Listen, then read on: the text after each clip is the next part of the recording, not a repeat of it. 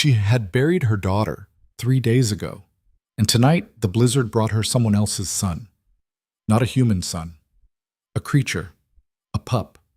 A wolf-born infant with golden eyes that glowed like dying embers in the snow. Wrapped in royal furs she had no business touching, marked with a crest that could get her hanged.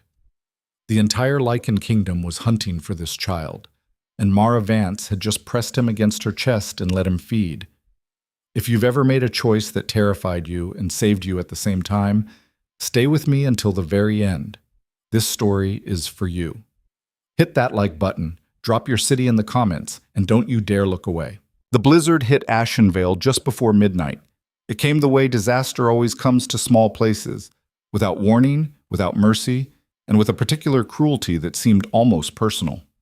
1 hour the sky was a bruised purple, the kind that frontier settlers had learned to read like scripture.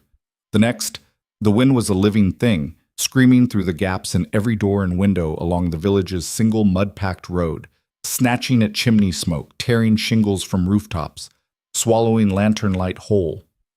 In the graveyard at the eastern edge of the village, where the iron fence had rusted to the color of old blood, a fresh mound of earth sat beneath 3 inches of new snow. The wooden marker above it was small, barely a handspan wide. Alara Vance, 3 days old, beloved. Nothing else. There were no other words that would have been true enough to carve. Inside the cottage, 40 yards from that grave, Mara Vance sat at her kitchen table and did not sleep. She hadn't slept since the birth. Hadn't eaten much either, though her neighbor Petra had left a pot of barley soup on the doorstep that morning, the way people do when they don't know what else to say. The soup had gone cold. Mara hadn't touched it. She sat in the chair closest to the hearth with a candle burning low beside her, and she held her own hands in her lap like they were something she didn't quite recognize anymore. Her body was still producing milk. That was the part nobody warned you about, that your body didn't know, that it kept right on doing what it had prepared itself to do, faithful and oblivious and brutal in its faithfulness, as though the tiny soul it had been readied for might still arrive if it just kept trying. The ache of it was different from grief. Grief was hollow. This was full, unbearably, mockingly full, and Mara pressed her forearm against her chest and breathed through it the way she had learned to breathe through every other kind of pain, slowly, 1 count at a time. Outside, the storm raged. She had lived in Ashenvale for 6 years, since she'd married Thomas Vance, the blacksmith's son, and come here from the river towns to the south, where the winters were kinder and the forest didn't press quite so close to the walls of civilization. Thomas was 2 years dead now. A fever that took him in 4 days, the kind of fast and indiscriminate death that the frontier delivered like an invoice, no explanation included. She had stayed because she had nowhere better to go, and because the cottage was hers, and because leaving felt like a second burial. She was 26 years old. She had buried a husband and a daughter. She was, by any reasonable accounting, a woman who had already given more than her share to the cold ground of Ashenvale. She stared at the candle. Then she heard it. Not the wind. She knew the wind, knew every pitch and register of it, the low moan it made through the oak tree at the back of her yard, the high whistle when it caught the corner of the chimney just right. This was different. This was underneath the wind, small and intermittent, and almost like a voice. Mara lifted her head. She told herself it was nothing. A branch. An animal finding shelter under the eaves. The frontier was full of sounds that resolved into nothing when you got close enough. And she was tired, and her mind was in the particular fragile state that comes after days of sleepless grief. The state where the brain begins to manufacture what the heart most wants to hear. She sat very still and listened. It came again. Not a branch. Not the wind. Thin and desperate, barely carrying over the howl of the storm, but unmistakably alive. Mara was on her feet before she had made any conscious decision to stand. She pulled her heaviest coat from the hook by the door, the one lined with rabbit fur that Thomas had made her the first winter they were here, and she wrapped it around herself and she opened the door into the blizzard. The cold hit her like a wall. She couldn't see more than 6 feet ahead. Snow drove sideways across her vision, catching in her eyelashes, filling her mouth when she breathed. She bent against it and followed the sound, crossing her small yard in the dark with one hand outstretched, navigating by memory and the pale shape of the old oak that stood at the yard's far edge. She had planted Alara beneath the ground of the graveyard. The oak was where she had gone afterward, alone, in the first gray hour after the burial, and pressed her palm against the bark and tried to find some piece of herself that was still standing. She reached it now, and she looked down. Later, Mara would try to describe the moment to herself and find that language kept failing her, not because it was indescribable, but because description required distance, and she had none. The moment was inside her now, fused to the memory of every other impossible thing she had survived, and it would never fully resolve into words. What she saw, beneath the roots of the ancient oak, half buried in snow and barely moving, a child, an infant, newborn or close to it, impossibly small, impossibly still, wrapped in cloth so fine it had no business being in a place like this. The cloth was dark, nearly black, and stitched with silver thread that caught what little light filtered through the storm. And on the breast of that cloth, embroidered with a precision that spoke of royal craftspeople and generations of tradition, a crescent moon, bisected by a single claw. The crest of the Varkos dynasty. Mara knew it because everyone within 300 miles of Ashenvale knew it. You learned the Lycan crest the way you learned which berries were poisonous. Not because you sought the knowledge, but because ignorance of it could kill you. The Varkos pack ruled these territories, had ruled them for 400 years. The crest meant royalty, and royalty in the Lycan world meant a kind of power that human beings were simply not equipped to stand against. She should have stepped back. She should have turned around, gone back to her cottage, barred the door, and decided firmly that whatever she had seen was a dream or a trick of the stormlight. Instead, she dropped to her knees in the snow and pulled the infant toward her. He was alive. Barely. She could feel the weak flutter of his heartbeat when she pressed her hand against his chest, could see the shallow rise and fall of breath. His skin was gray with cold, and where his small fists had curled against his chest, the fingers were white at the tips. And then his eyes opened. Gold. Not the murky, unfocused gold of a newborn human's eyes, Tom. True gold, luminous and clear, with the vertical pupil of a predator. They found her face with an awareness that no creature this small should have possessed, and they held her gaze for one long, suspended second. Mara felt something move in her chest that she had not felt in 3 days. Something that wasn't grief and wasn't milkache, and wasn't the particular hollow exhaustion of a woman who had lost everything she was supposed to protect. Something that felt terrifyingly like purpose. She pulled him against her body, tucked him inside her coat, and ran. Back inside the cottage, door bolted, fire stoked to a roar that she hoped would not be visible through the shuttered windows, Mara unwrapped the infant on her kitchen table and took full account of what she was dealing with.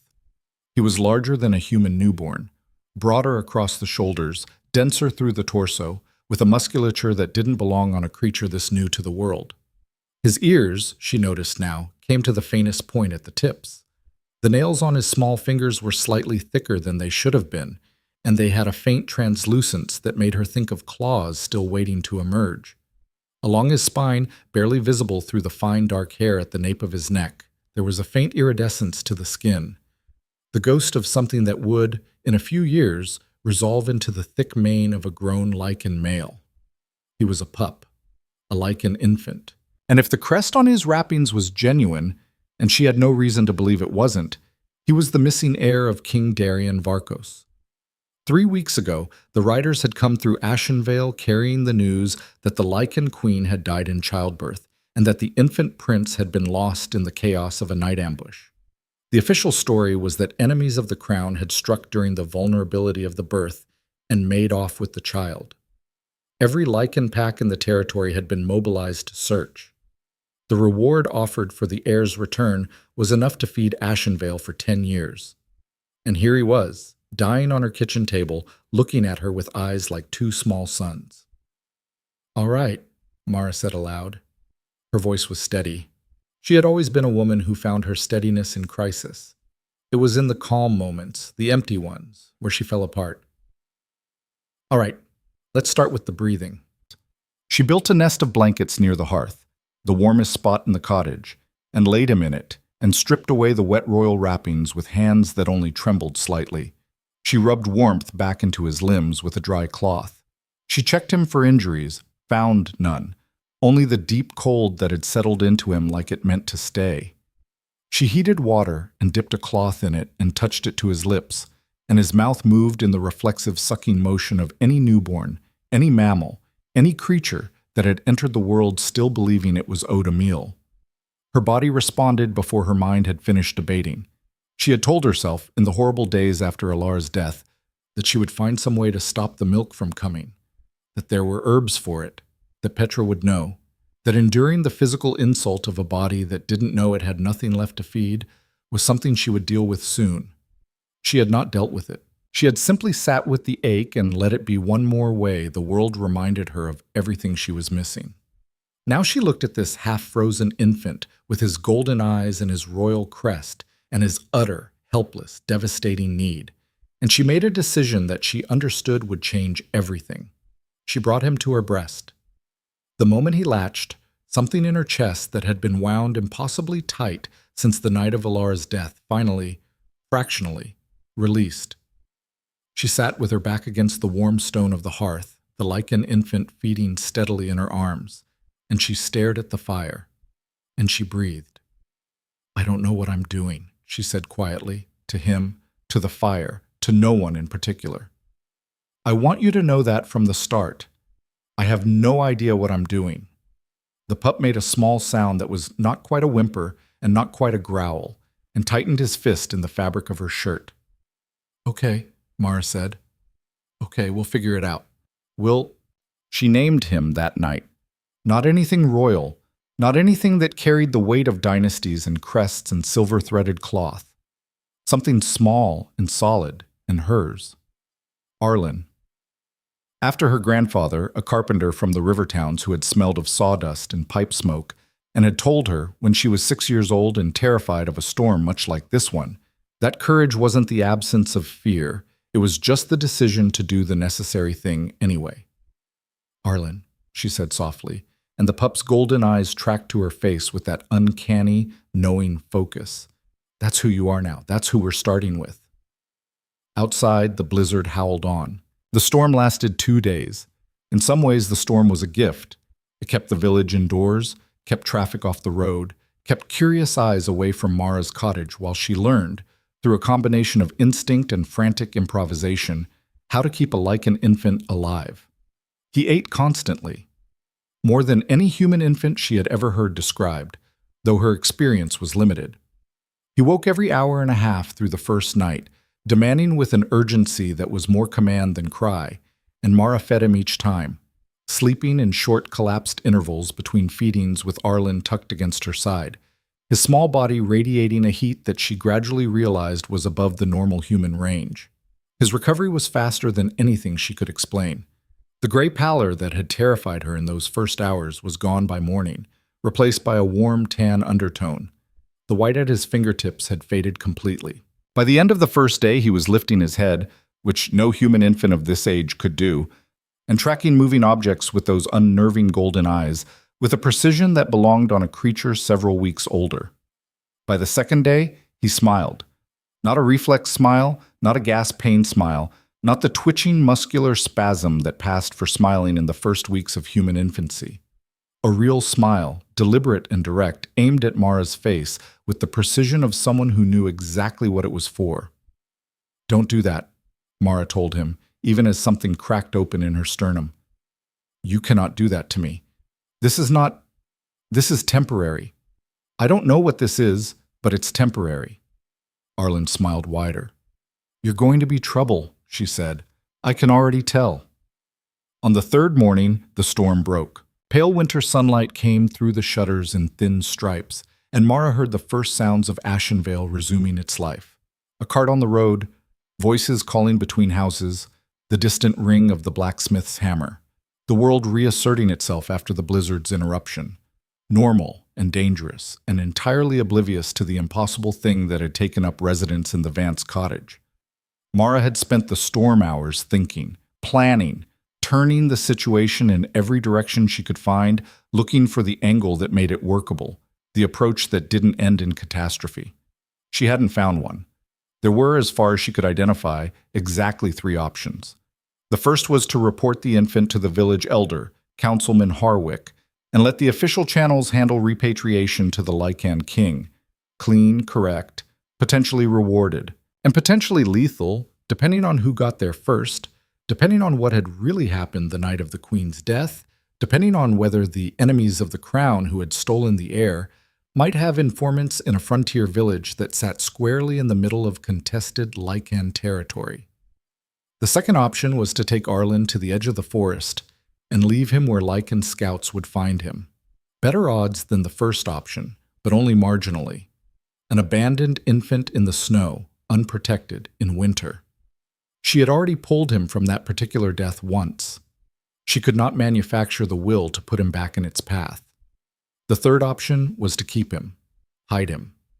Figure out day by day and hour by hour how to protect a Lycan prince in a human cottage in a village that would skin her alive if it knew what she was harboring. She had chosen the third option approximately 12 hours in, when Arlen had looked up at her from his blanket nest and reached one small fist toward her face, and she had felt the milk come down in a rush that was also, somehow, something that lived deeper than any physical sensation.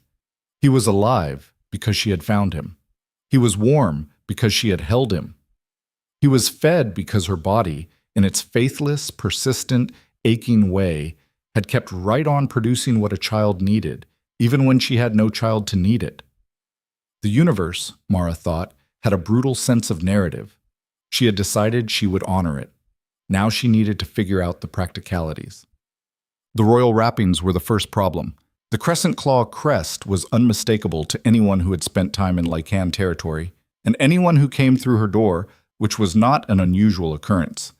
Ashenvale was a small village, and Mara had a reputation as a skilled herbalist who could be trusted with minor ailments when the traveling physician wasn't available, would recognize them immediately. She folded them carefully and hid them in the false bottom of the chest beneath her bed, where Thomas had kept his private correspondence and where she had kept her grief in the months after his death, along with the things that were too painful to look at, but too precious to discard. Arlen himself was the second problem. His eyes were the most obviously non-human thing about him, and they were also the thing he deployed most freely, looking at everything with that golden, luminous, unblinking attention that made the back of her neck prickle every time she looked directly at them. She could not hide his eyes, but she could limit his exposure. She could keep him away from windows. She could ensure that anyone who came to the door was met outside or at the threshold, rather than invited in. The third problem was more abstract but no less urgent. She needed a story. In Ashenvale, everyone's business was everyone's business. It was the nature of small places. The closeness that protected you was the same closeness that surveilled you, and a woman who had been openly grieving the death of her newborn daughter 3 days ago could not now be seen with an infant without explanation. Especially not an infant who had, she was beginning to notice, a notably distinctive look about him, even setting aside the eyes. Something in the bone structure, the set of the brow, that spoke of heritage and bloodline in ways she couldn't fully articulate. She settled, after 2 days of internal debate, on a cousin, a distant cousin, from the river towns. A young woman who had found herself in an impossible situation, husband dead, no resources, the infant already born before she could think clearly about what to do. She had sent the child here to Mara, knowing Mara had just lost her own baby and knowing she had the milk and the need and the space. It was improvised and imperfect and had the particular incoherence of a lie assembled under pressure. But it was also the kind of story that Ashenvale's residents, many of them carrying their own complicated histories, might be disposed to accept without too many questions. She rehearsed it to herself while Arlen slept in her arms in the chair by the fire. My cousin, from Derek's Landing. She was in a bad way. The father's gone and she had nothing. I couldn't say no. You know how it is. How is it? She murmured to Arlen, who was asleep, one fist curled under his chin, his eyelashes thick and dark against his warm cheek. You have the look of royalty about you, you know. It's going to make the cousin's story harder. You're too beautiful for a dead man's bastard from a river town. Arlen slept on, unbothered by this assessment. We'll make it work, Mara said. We're going to have to. The first scouts appeared on the 8th day.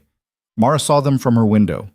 3 figures at the edge of the forest to the north, dark against the snow, moving with the fluid, unhurried confidence of Lycan hunters. They weren't in wolf form, which was either reassuring or more alarming. She couldn't decide which. Humans were more readable. Wolves covered ground faster. She stepped back from the window and stood very still in the middle of her kitchen, with Arlen on her hip and her heart doing something rapid and irregular in her chest. Quiet, she told him, unnecessarily. Arlen was almost preternatural in his silence when she was tense. It was as though he could read her body's alarm through the contact between them, and understood, at some instinctual level, that silence was the appropriate response. "Good boy. Stay quiet." The scouts moved along the tree line and didn't approach the village. She watched them through the narrow gap in her shutters, tracking their movement, trying to read their intent. They were following something. A scent trail, she realized. Following it through the snow, circling, losing it in the storm-churned ground at the field's edge, casting wider, trying to pick it up again. They were looking for Arlen. Of course they were. She had known they would come, had spent the 8 days since finding him waiting for exactly this, and still the reality of it, 3 Lycan hunters, not 100 yards from her door, hit her like cold water. She looked down at Arlen. He was looking at the window. Not in the random, unfocused way of infants taking in a bright rectangle of light. At the window. Past the shutters, in the direction of the tree line, with those gold eyes narrowed in something that wasn't quite recognition but wasn't not recognition either. His nostrils were flared slightly. His small body was very still in a way that was entirely different from the stillness of sleep. "You can smell them," Mara said, very quietly. It wasn't a question. Arlen's gaze slid to her face and held it. "Okay," she said. "Okay. Let's think." The scouts spent the better part of an hour at the tree line. She watched them the entire time, standing just back from the window, Arlen against her chest, her free hand resting on the knife she kept on the kitchen counter. A large practical tool.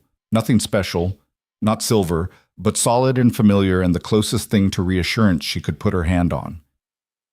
They didn't approach the village, whether that was because they'd lost the trail or because Lycan hunters operating in human territory had protocols about revealing their presence without cause, or because the storm had scrambled the scent too thoroughly for them to trace it to a single cottage. She didn't know. But eventually, they turned and moved back into the forest, and the tree line went still, and Mara unclenched her hand from the knife and let herself breathe again. "That," she told Arlen with studied calm, "is going to be a regular feature of our lives now. I need you to understand that." Arlen made a small sound that might have been a growl.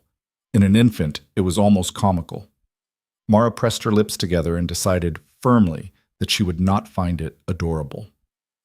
2 days later, Petra came to the door. Petra Ashwood was Mara's nearest neighbor. A round, warm woman in her 50s who had been the closest thing Ashenvale had to a midwife for the last 20 years. She had been the one present at Alar's birth.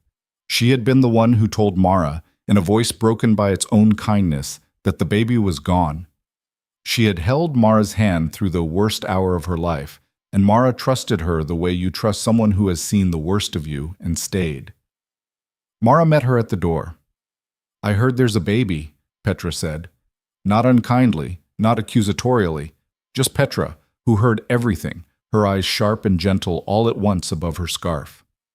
"Word travels fast," Mara said. "It's a small village." Petra's gaze went to the bundle in Mara's arms, to the small face visible at the top of the wrapping, to the eyes, which Arlen, being Arlen, had wide open and focused directly on Petra with his full unnerving golden attention. "Oh," Petra said, very softly. "Oh my." "Cousin's child," Mara said, keeping her voice even. "From Derek's Landing. She's in a bad way. I'm helping out." Petra was quiet for a long moment. Her gaze moved from Arlen's face to Mara's, and in it was a kind of knowing that Mara had hoped to avoid. "Those eyes," Petra said quietly. "He's an unusual-looking baby," Mara agreed in a tone that she hoped conveyed, "Please don't pursue this." Petra pursed her lips. She looked at the baby again. She looked at Mara. And then she said in a voice so low it barely carried past the doorframe, "There were Lycan scouts at the Brennan farm this morning, asking questions." "I heard." They're looking for something. I know. The silence between them was thick with everything that wasn't being said. Petra was not a woman who missed much. She had seen enough of the frontier's complications to know when a situation required the particular wisdom of looking away. And she was, above all, someone who loved Mara in the fierce, practical way of a woman who had held her through the worst things. Your cousin, Petra said finally. She'll be back for him? Eventually, Mara said, when she's able. Right. Petra pulled her coat tighter. I'll bring soup. You need to eat. You're feeding for two now. She turned and walked back down the path. Mara stood in the doorway and watched her go and understood that she had just been given a gift she hadn't known she needed. The gift of a witness who had decided, for reasons of her own, to see only what she chose to see. You're going to need better luck than this regularly, she told Arlen, turning back inside. Just so you know, that was not normal. Arlen made that almost growl sound again, and this time Mara let herself smile. Just once. Just briefly. 3 weeks became 4. 4 became 6. Arlen grew at a rate that would have alarmed her more if she hadn't been so occupied with the practical challenges of keeping him hidden that she had little mental space left for alarm. He was nearly double the size of a human infant his age, and filling out rapidly, already developing the kind of muscle density through the neck and shoulders that suggested the powerful build of a mature Lycan male, compressed into an infant frame that was doing its level best to accommodate the blueprint. He also slept less and demanded more, with an insistence that she was beginning to recognize as personality rather than mere need. He had opinions. Strong ones. Mostly about proximity, he wanted to be held, specifically by her, with a specificity of preference that he made emphatically clear by the quality of his protest when alternatives were offered. He had a sound he made when he was content.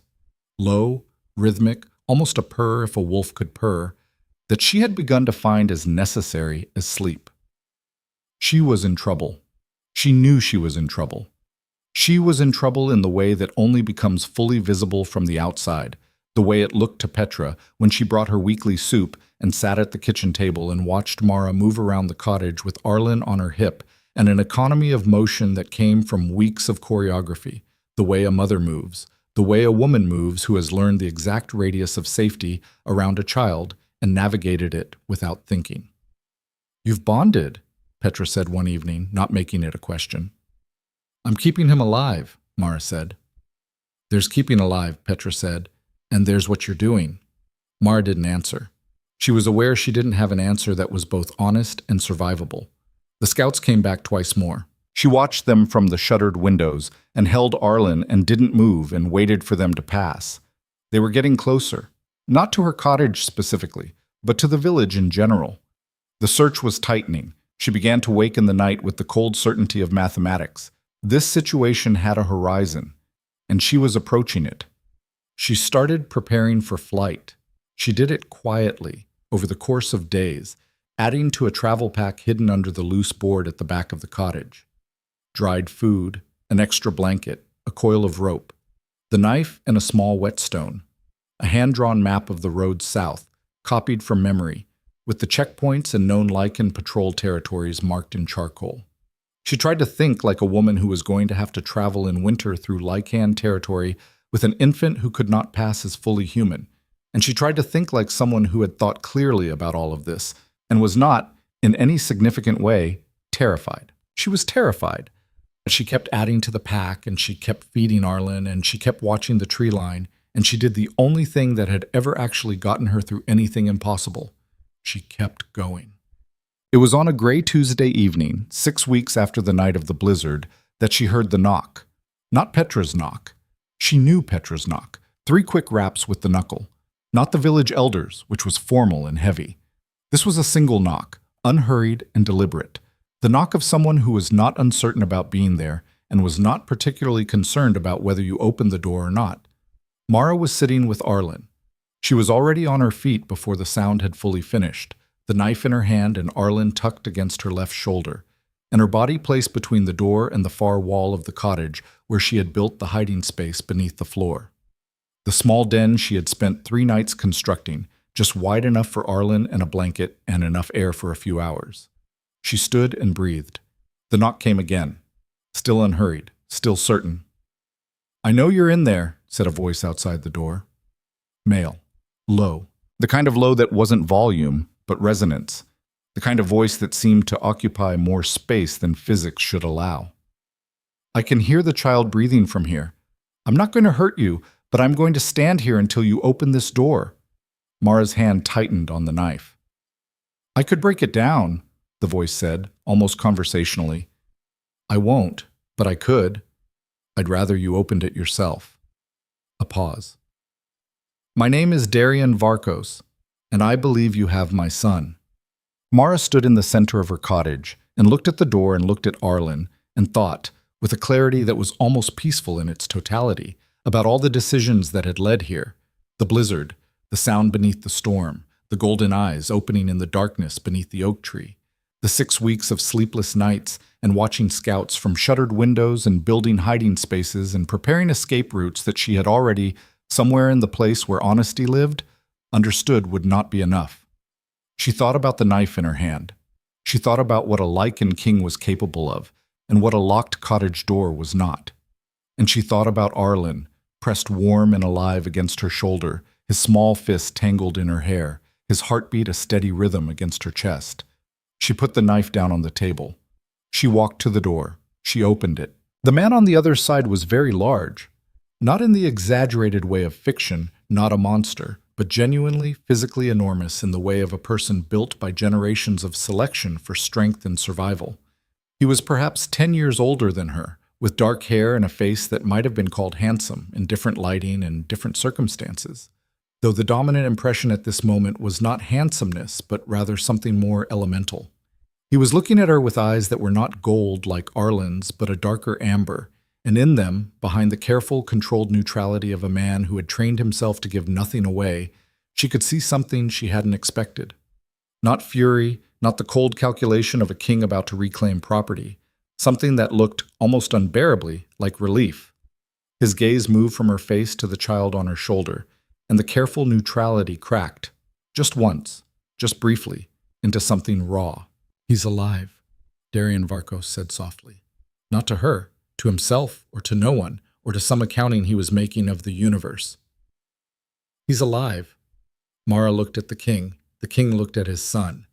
And Arlen, as though he had been waiting for this specific moment, turned his golden eyes to the face of his father for the very first time, and made a sound that was somewhere between a purr and a growl. Mara's hand at her side was shaking. She didn't step back from the door. "Before you come inside," she said, and her voice at least was steady, "we're going to talk about the terms." The king's amber eyes came back to her face. Whatever he had expected to find here, fear perhaps, or desperate compliance, or the animal submission of a human woman who understood exactly how outmatched she was. What he found instead made something shift in the set of his jaw. Not anger. Something more complicated. "Terms," he said. "Terms," Mara confirmed. The winter darkness pressed in around them both. Inside the cottage, the fire burned on, and Arlen, the missing prince, the surviving heir, the child who had opened his golden eyes in the snow beneath an old oak tree and chosen, in whatever wordless way a newborn chooses anything, to live, Arlen grabbed a fistful of Mara's hair and held on. The silence that stretched between them on that doorstep lasted perhaps 5 seconds. To Mara, it felt considerably longer. Darian Varkos did not move. He stood in the cold with his hands loose at his sides. A deliberate gesture, she understood, a signal that he was choosing stillness the way a man chooses to unload a weapon. And he looked at her with those amber eyes, and he waited. She had said terms, and he had repeated the word back to her, and now the word sat in the air between them like something that could go either direction depending on who moved first. Mara held the door. "You can come inside," she said finally. "One step at a time. You leave the door open behind you." "It's below freezing," Darian said. "I'm aware. Those are the terms for entering the cottage."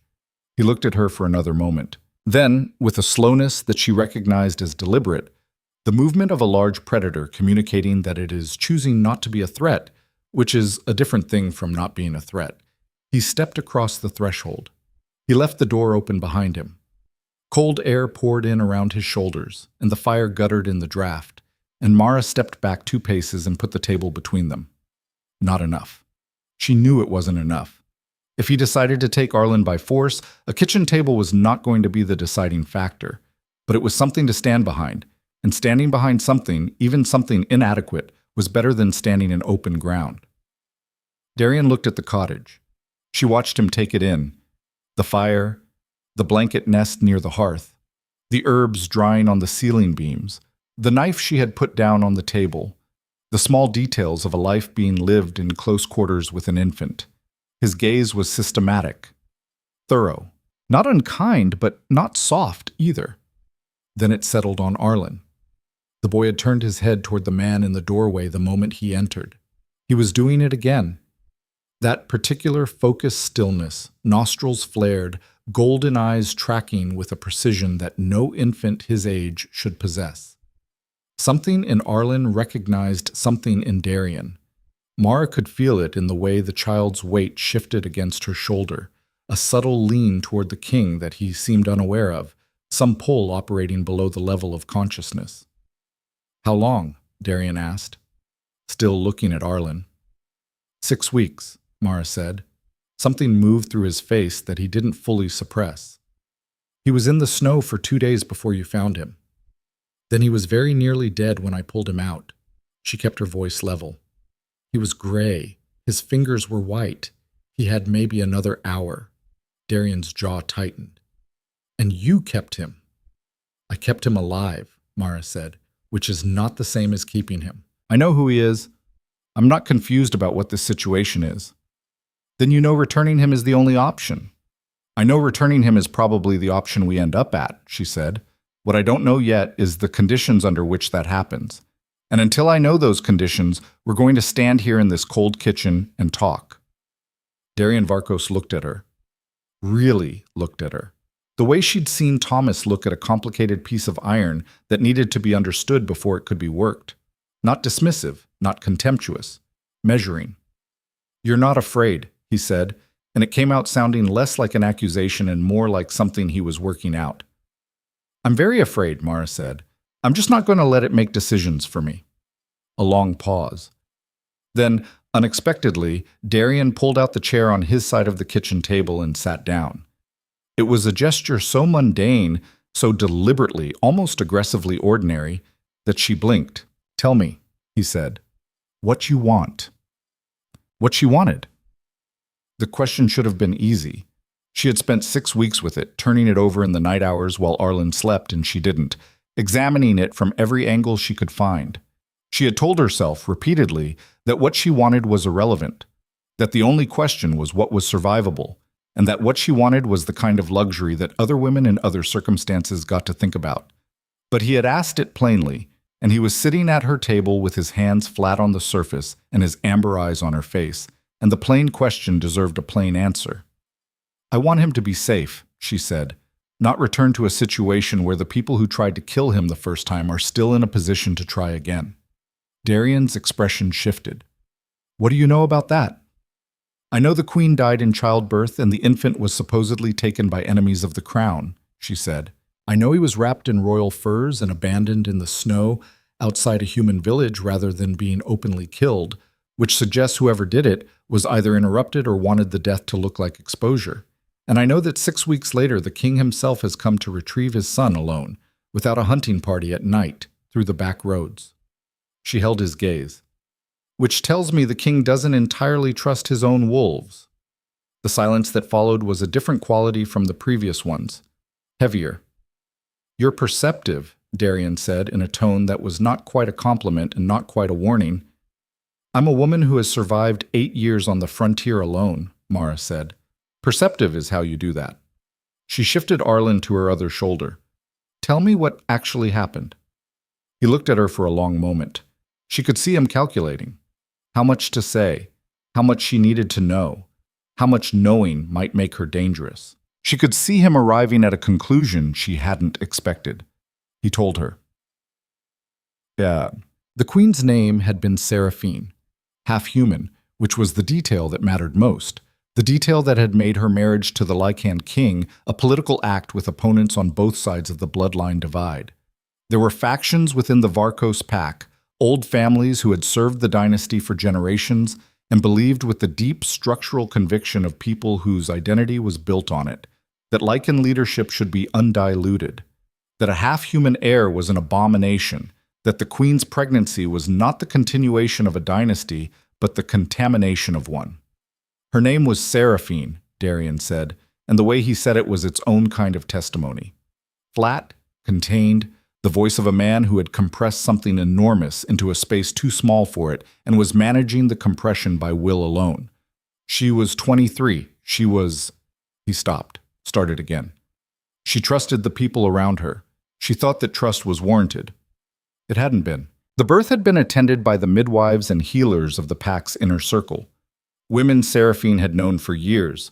Women who had been present at the births of other heirs. Women who were embedded so deeply in the fabric of the stronghold's daily life that suspecting them required dismantling something fundamental about how the world worked. And Seraphine had not survived long enough to dismantle anything. The child had been taken from the room before anyone loyal to the king realized what was happening. The story of enemy raiders had been constructed quickly, efficiently, by people who had planned for it. People who had then stood at Darian's shoulder as he mobilized the search and offered him their grief and their outrage and their wholehearted support. "I have suspects," he said. "I don't have proof. And in the pack, you don't move against 3 of your most powerful bloodlines without proof, or you don't move at all. You simply become the next body." "So you came alone," Mara said. "I came alone." She looked down at Arlen, who had fallen asleep against her shoulder with the sudden, total unconsciousness of the very young, entirely indifferent to the political catastrophe being outlined above his head. "And you want to take him back," she said, "into that. He's the heir. His place." "His place," Mara said sharply, and something in her voice made Darian stop, "is wherever he doesn't get killed. He's an infant. He doesn't have a place yet. He has a need to survive long enough to develop one." Darian looked at her. "You love him," he said, again with that quality of working something out. "I kept him alive for 6 weeks," she said. "You can draw your own conclusions." The terms she laid out were not what he had expected. She could tell by the way he listened, very still, the way a man is still when he's suppressing an instinctive objection and making himself consider the thing on its actual merits. She would return Arlen. That was not, she acknowledged, a negotiable point, and she respected him enough not to pretend it was. Arlen was his son, and Arlen was the heir to a kingdom, and no amount of 6 weeks in milk bond and near death in the snow changed what was true about the boy's blood and his future. She understood this. She was not delusional. What she required, in exchange for returning him voluntarily rather than under duress or force, was a position, not a title, not wealth, though she would accept the practical necessities. A position, a formal, acknowledged, binding role as Arlen's guardian, not a nurse, not a servant, not a human woman kept on sufferance because she had been useful in a crisis. A guardian, with the authority that word implied, including the authority to act in Arlen's defense against any threat, regardless of that threat's rank or bloodline, including yours, she said. If it came to that, Darian's eyes narrowed.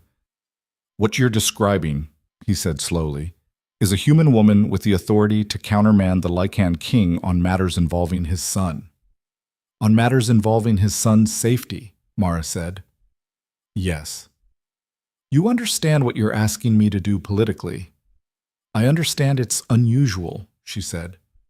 I also understand that unusual is the situation you're already in, and that you came here alone at night without your pack's knowledge because the ordinary political structures of your world are exactly what failed Arlen the first time.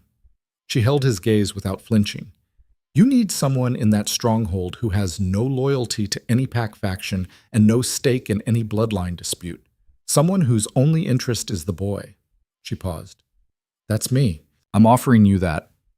The kitchen was very quiet except for the fire and Arlen's breathing. Darian looked at the sleeping child on her shoulder. looked at her. "If I agree to this," he said, "and you come to the stronghold, you will be in more danger than you can currently imagine. Every person who wants that child dead will see you as an obstacle. Every political faction that opposes a half-human heir will resent your presence. You will be a human woman living inside a Lycan power structure, with no blood ties, no pack, and a position that has no precedent and that many will regard as an insult." "Yes," Mara said, "you understand what that means." "I survived 8 years on the frontier alone," she said. "I have some experience with being regarded as an insult." Something moved through Darian's face, quick, barely visible, almost like the ghost of something that might, under different circumstances, be a smile. "All right," he said. "Terms accepted." They left Ashenvale before dawn. Mar had 3 hours to pack. Real packing, everything packing, the kind you do when you know you're not coming back. She moved through the cottage in the dark with efficient, unsentimental hands, taking the practical things and leaving the rest. Thomas's tools, which had sat in the corner since his death because she couldn't work iron and couldn't bring herself to sell them.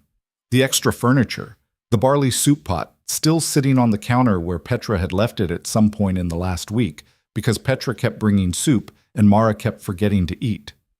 She took the royal wrappings from the false bottom of the chest, Arlen's origin, preserved in silver-stitched cloth. She folded them carefully and packed them at the bottom of her bag. She wrote a note for Petra and left it on the table. "I found a better situation. Don't worry. Thank you for the soup."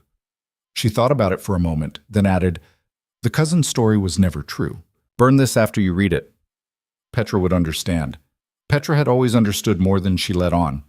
Outside, Darian waited with 2 horses, good ones, not the rough frontier stock she was accustomed to, but deep-chested animals with the steady eyes of animals trained for hard travel. He had produced, from somewhere, a fur-lined sling for carrying Arlen that was clearly designed for a Lycan infant.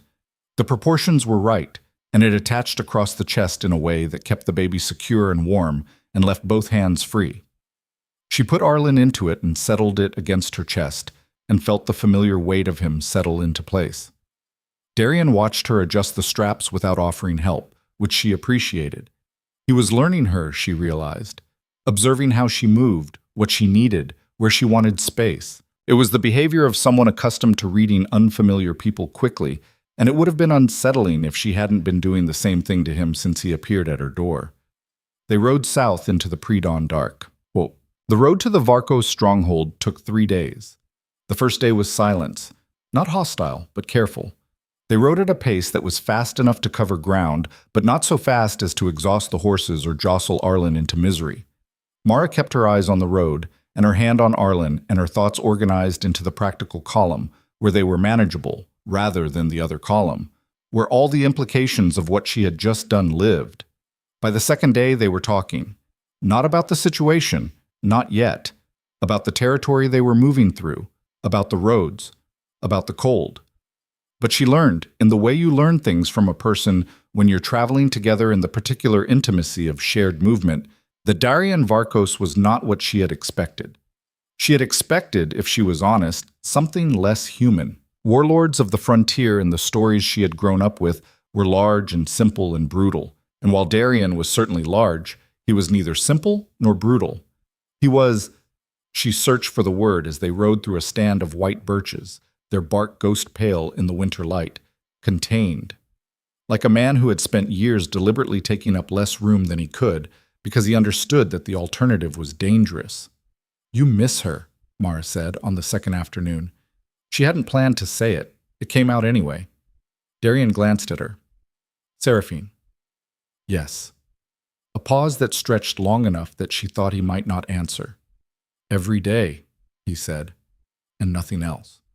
And she understood that there was a world of architecture in those 2 words, and that she was not going to be invited into it, and she didn't push. That night they camped at a way station, a rough shelter maintained by the Lycan pack for traveling parties, stocked with firewood and basic supplies. Mara fed Arlen and put him down in his sling near the fire, and then sat with her back against the wall and her knife within reach, and slept in the light, alert way she had taught herself years ago, one ear always open. She woke to Darian sitting across the fire, watching Arlen sleep. He didn't know she was awake. She could tell by the way his face had changed, had let something show in the privacy of what he thought was an unobserved moment. He was looking at his son with an expression that had stripped away all the containment and all the careful measurement, and what was underneath was grief and love in approximately equal measure, and something else, something that looked like apology. "He looks like her," Mara said quietly. Darian's gaze came up to her face. He hadn't startled. She supposed a Lycan King didn't startle exactly, but there was a brief adjustment. "Yes," he said, around the eyes. "The golden eyes are yours," she said. He looked at her steadily. "Is that a guess?" "It's an observation. He doesn't look uncertain about anything. That's not a quality that comes from grief." She paused. "You can go closer. He won't wake. He sleeps like he fights. Completely." Darian looked at her for a moment.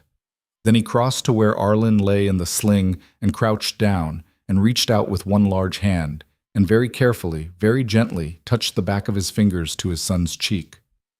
Arlen's face did something in sleep, a tiny shift, a small settling toward, the reflex of any creature toward warmth and familiarity. His father's scent, Mara thought. Whatever she had been to the boy for 6 weeks, there were things written into him at a deeper level that she hadn't put there, things that recognized this man in some language that predated words. Darian stayed crouched by his son for a long time. He didn't speak. Mara didn't either. It wasn't her place. But she watched, and she remembered, and she filed it away alongside everything else she was learning about the situation she had just walked herself into. The stronghold appeared on the third morning like something the landscape had produced rather than built. It occupied the crest of a long ridge that caught the winter light and held it in ways that made the stones seem almost warm, which was, she would learn, an illusion. 3 outer walls, a gatehouse, towers at intervals that she automatically noted for their sight lines.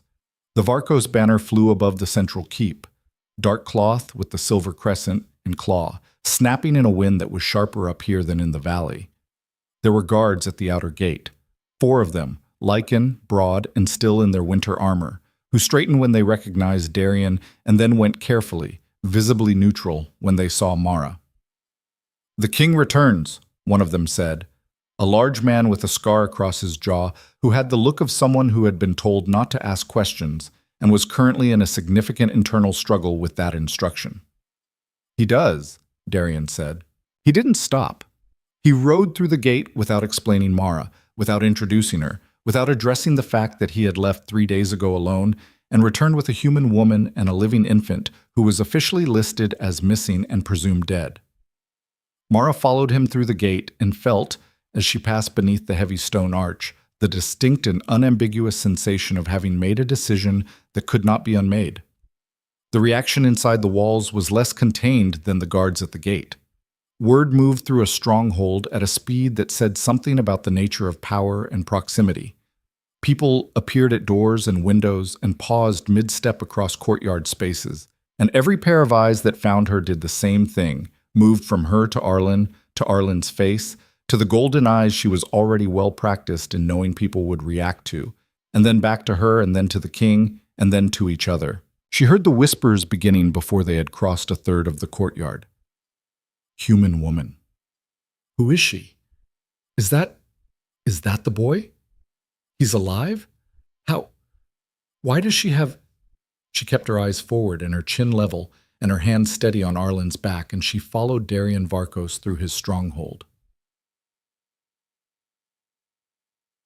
The first real confrontation came within the hour. They had barely reached the inner keep when a group of 3 men appeared at the end of the corridor. High-ranking Lycan males, she could tell by the way the other people in the hall reflexively made space for them, by the quality of their clothing and the way they occupied space as though they owned the air in it. The one in front was perhaps 50, silver-haired, with a face like a judgment already rendered. "Darian. Not my lord, not your majesty." The use of the name alone was a statement. "You've returned." His gaze moved to Mara with the speed and subtlety of a blade drawn. "And brought company." "Counselor Red," Darian said, and kept walking. "The hall will want a report. Red said, turning to walk with them, which was not an invitation but a maneuver. You left without notice. 3 days, no word, and now you arrive with... His gaze touched Arlen. Something moved through it, quick and specific, and carefully smoothed over before she could fully read it. With the heir, who we were told was dead. Clearly he isn't, Darian said. Clearly. Red's eyes were on Mara again. And the woman? My business, Darian said. The Hall will accept what the king determines, Darian said, and there was something in his voice that had not been present in their 3 days of travel. Something that was not volume or heat, but something more fundamental. A quality that Mara recognized from her years on the frontier. The register that certain people could access when the situation required it. The voice that said, this conversation is over. And I am deciding that. Arlen is alive. He will be formally presented to the Hall by week's end. Arrangements will be made. Until then, the woman travels with the child and answers to me. Red stopped walking. Darian didn't. Mara, passing the counselor, felt his gaze on the side of her face like a physical thing. Not curiosity, not hostility even, though hostility was present. Something colder. Something that was already calculating. She didn't look at him. She kept walking. The room Darian gave her was in the inner keep, small by the stronghold standards, but warm, with a proper hearth and a window that looked out over the inner courtyard. A reasonable room. A room that said trusted, not ornamental. A room near the king's chambers rather than in the servants' wing. A room whose position in the building communicated something to people who knew how to read such things. She understood that the room was itself a statement, and that the statement was going to cost both of them. She put Arlen down in the center of the bed, surrounded by pillows, and stood and looked around the room and thought about what she had walked into. Then she unpacked. Systematically, practically, the way she had always dealt with new and frightening places. Through the domestication of the immediate space, the arrangement of the known objects into the unknown environment until it stopped looking entirely foreign. Her knife on the bedside table. Her pack against the wall. The royal wrappings still at the bottom of the bag. She held them for a moment, then folded them and put them at the bottom of the wardrobe. Arlen was awake when she turned back, lying on his back on the bed, golden eyes on the ceiling, apparently finding something of great interest in the stonework above him. He made his purring sound when she came back into his line of sight, and she sat on the edge of the bed, and he grabbed her finger. All right, she said quietly. Here we are. The fire crackled. Outside, somewhere in the stronghold below, she could hear voices. The low, constant sound of a large household's ongoing life. She had learned, in the 3 days of travel, to distinguish the general texture of this world she had entered. What sounded like tension. What sounded like routine. She sat with Arlen and listened and filtered and filed what she learned. The knock came in the evening. Not Darian's knock. She was already starting to catalog these, the way she had with everyone in Ashenvale. The small language of approach that told you something about intention before the door opened. This was a quick, light knock, and when she opened it, there was a woman on the other side. Young, perhaps 17, with dark eyes and a wary expression, and the build of someone accustomed to being quickly useful and quickly invisible. The king sends supper, she said, and held out a covered tray. Thank you, Mara said, and took it. And then, because the girl was already turning to go, What's your name? The girl looked briefly startled. Fen, she said. I'm to ask if you need anything.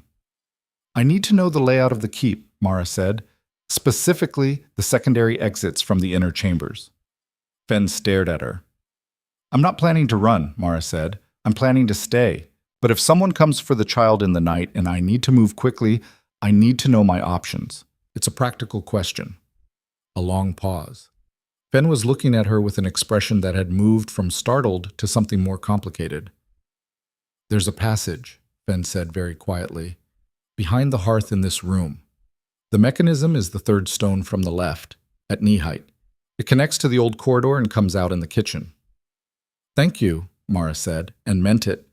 Fen looked at Arlen, who was peering over Mara's shoulder with his customary unnerving attentiveness. He really is alive, Fen said softly. Not as a statement of fact, but as something closer to wonder. People are saying the human woman kept him alive for 6 weeks. Her eyes came back to Mara's. Is that true? Yes, Mara said. Fen held her gaze for a moment. Something in her expression shifted. The wariness didn't disappear, but something settled underneath it. I'll bring extra wood for the fire, she said. The inner rooms get cold by midnight. It was 2 days before the whispers cohered into something more dangerous than background noise. She heard it first from Fen, who delivered the morning's food with the tight expression of someone carrying information she'd been debating whether to pass on. Counselor Red, Fen said, setting the tray down. He's been talking to the hall. About what? About you. Fen's voice was low. About the child.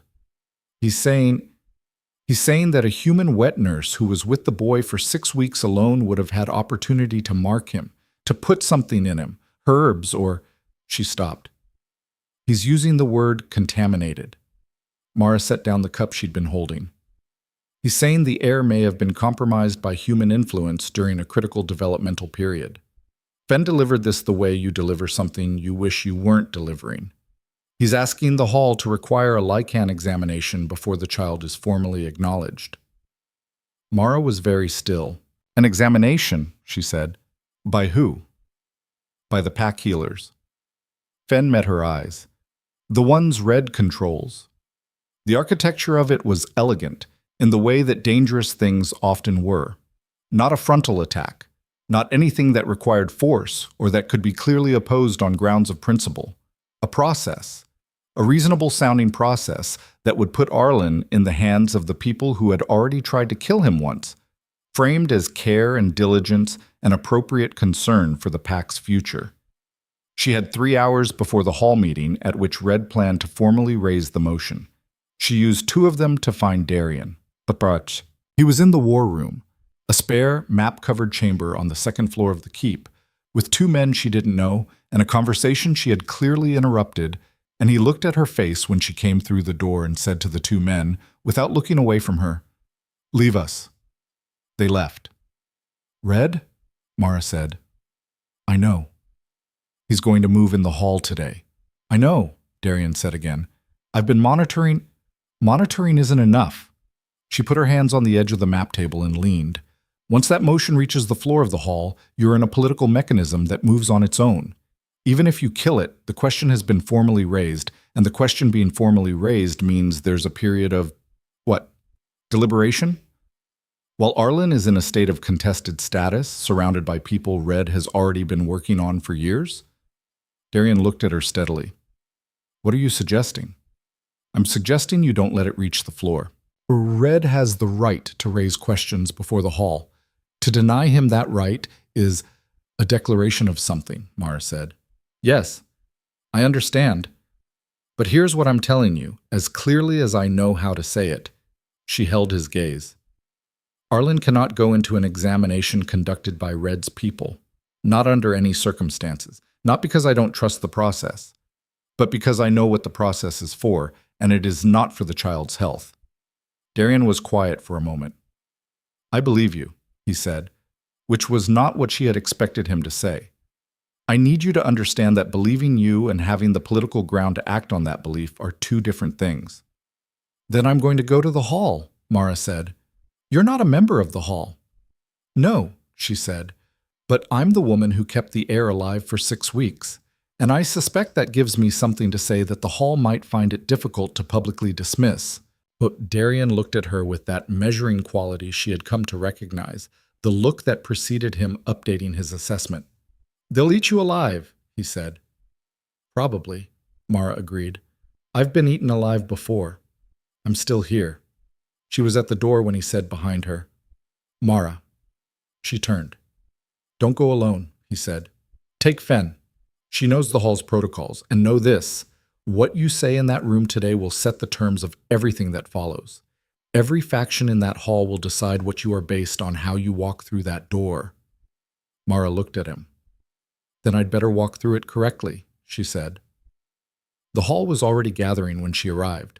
40 members of the Varkos Council and the pack's senior families, arranged in the curved stone tiers of a chamber that had been designed for exactly this purpose, for the formalization of power, for the performance of hierarchy, for the management of men who understood that their position in a room determined their position in everything else. Counselor Red was at the speaker's floor. He had not yet spoken, but his presence there was itself an opening statement. Silver-haired, composed, carrying the authority of 4 decades in this hall like a second body. He saw her enter. She held his gaze and didn't stop walking. She walked to the center of the floor, to the speaker's position, which she had no formal right to, which Fenn had made absolutely clear to her in urgent whispers on the way here, which was a move that would register as everything from audacious to suicidal depending on who was watching. She stopped, and she stood, and she looked at the assembled hall. The silence that fell was the specific silence of a room that does not know what to do with what it is seeing. Red said, with a control that was almost admirable, "This is irregular." "Yes," Mara said, her voice carried cleanly in the chamber's acoustics. "So is a missing prince being pulled out of the snow by a human woman and kept alive for 6 weeks while his father's court searched for him." She looked around the room. "I thought, given that, you might forgive a small irregularity." The silence held for a moment longer. Then, from the upper tiers, someone laughed. It was a short laugh, involuntary, the kind that escapes before it can be suppressed. But it moved through the room, that single brief sound, and shifted something in the air, and Mara felt the moment change beneath her feet like a current catching. She pressed into it. "My name is Mara Vance. I'm a human woman from Ashenvale, which I understand most of you will regard as the most important and disqualifying fact about me.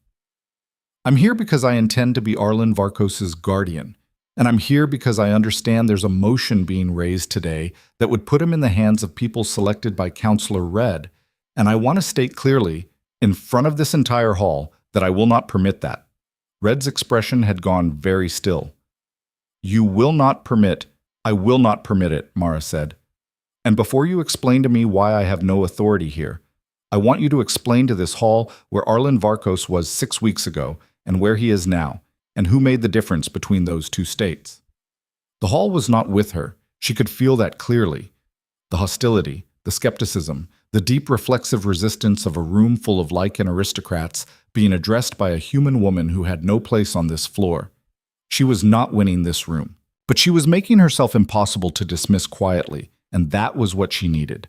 She needed to be loud, publicly, formally, needed to create a record of her presence and her position before anything could be moved against Arlen in the shadows of the process. Red stepped toward her. "Remove yourself from—" The door at the back of the hall opened. Darian Varkos walked in. He was not moving quickly. He didn't need to. The room's attention reorganized itself around him the way a compass reorganizes around north, automatically, completely, with a totality that said everything about the nature of the power in that room. He walked down to the speaker's floor and stood beside Mara and looked at his hall. "Counselor Red," he said. "Sit down." Red looked at the king, at Mara, at the king again, calculating. And then, with the careful, measured movement of a man choosing his battles, he sat. Darian looked at the hall. "Mara Vance is Arlen's sworn guardian," he said. "This is not a question before the hall. It is a decision of the king. She speaks with my authorization on matters of the heir's welfare. Any motion concerning the heir's status will go through her."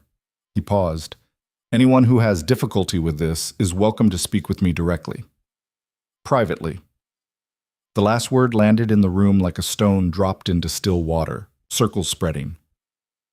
Mara stood beside the king of the Lycan territories on the speaker's floor of his hall, and she breathed, slowly, through the shaking that she had been holding back since she walked through that door. From the upper tier, she felt Red's gaze on the side of her face. Patient, cold, already rearranging itself around this setback toward the next approach.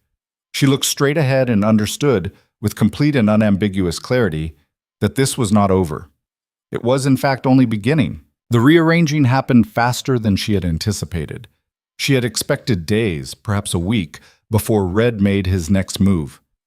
She had underestimated him, which she recognized, in retrospect, as the kind of mistake you only make once with a man like that.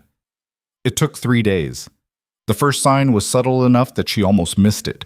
The servants who had begun to move through her corridor started taking slightly longer routes, their footsteps skipping the section outside her door. A small thing. The kind of behavioral shift that happens in large households when an invisible social verdict has been delivered and the staff, who are always the first to receive such verdicts, have adjusted accordingly. She noticed it on the second morning, logged it without comment, and began paying closer attention to everything. The second sign was Fen.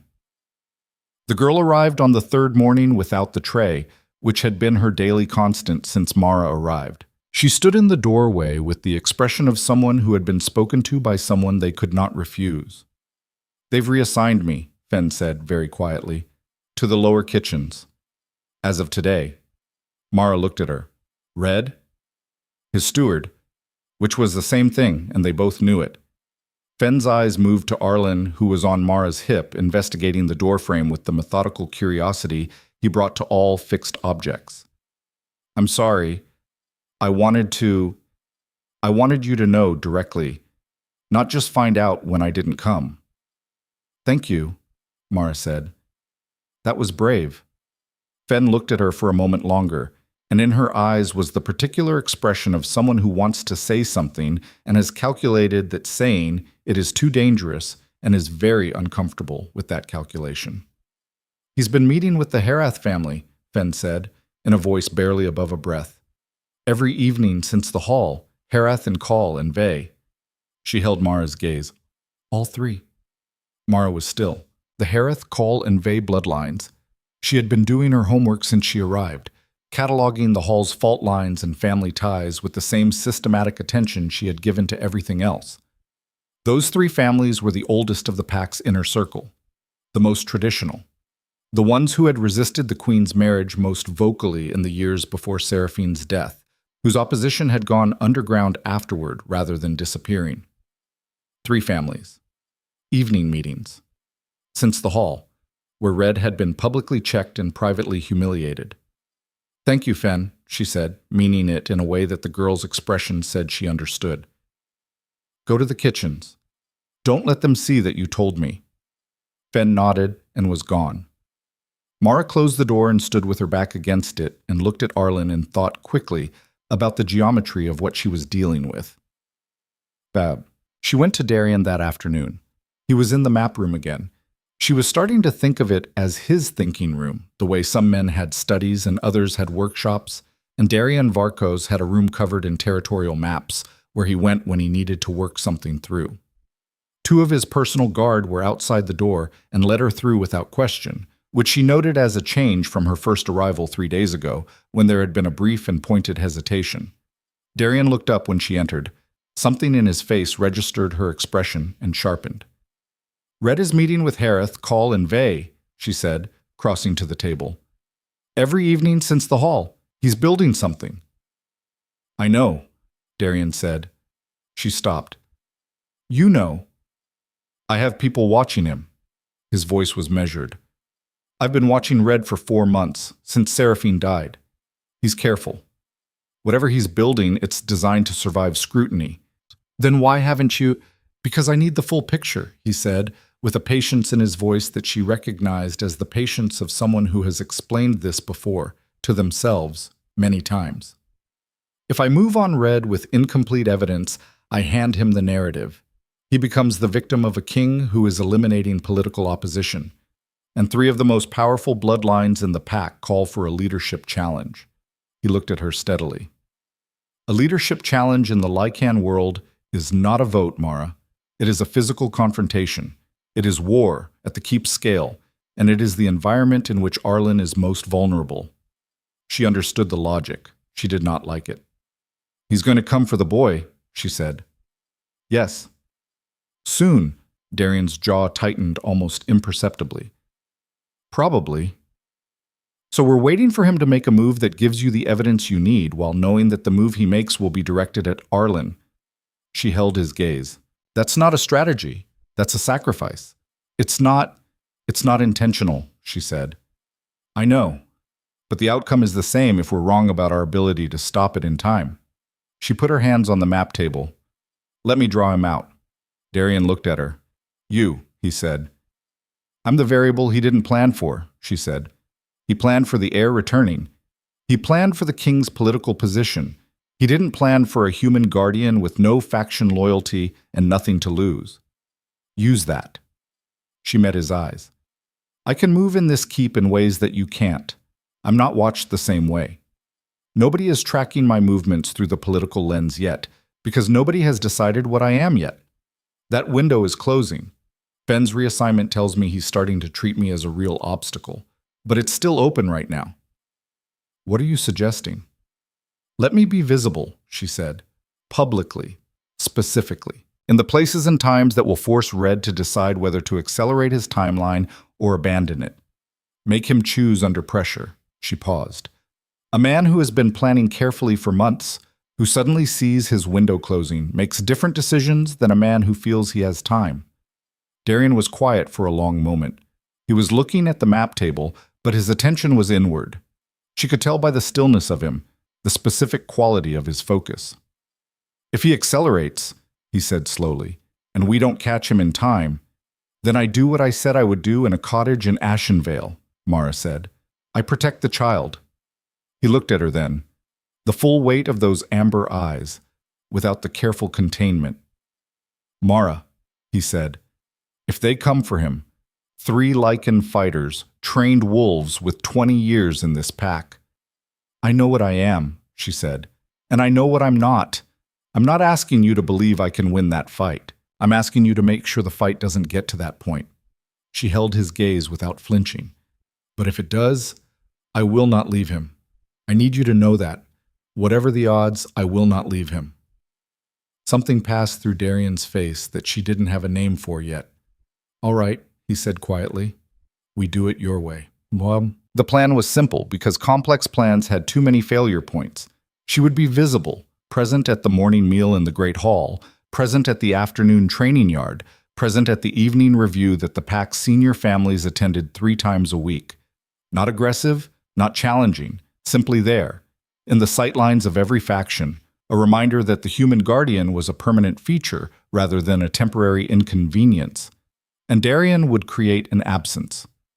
3 days hence, he would announce that he was riding out to the northern border, a routine inspection, standard enough not to be suspicious, but significant enough to represent a genuine reduction in the immediate power structure of the keep. His personal guard would be reduced. The inner keep's routines would shift. It would look, to anyone watching with intention, like an opportunity. It was, of course, staged. Darian would be in the keep, in the passages behind the walls that Fen had partially mapped for her, with his most trusted men, watching, waiting for exactly the kind of evidence that could not be constructed or contested.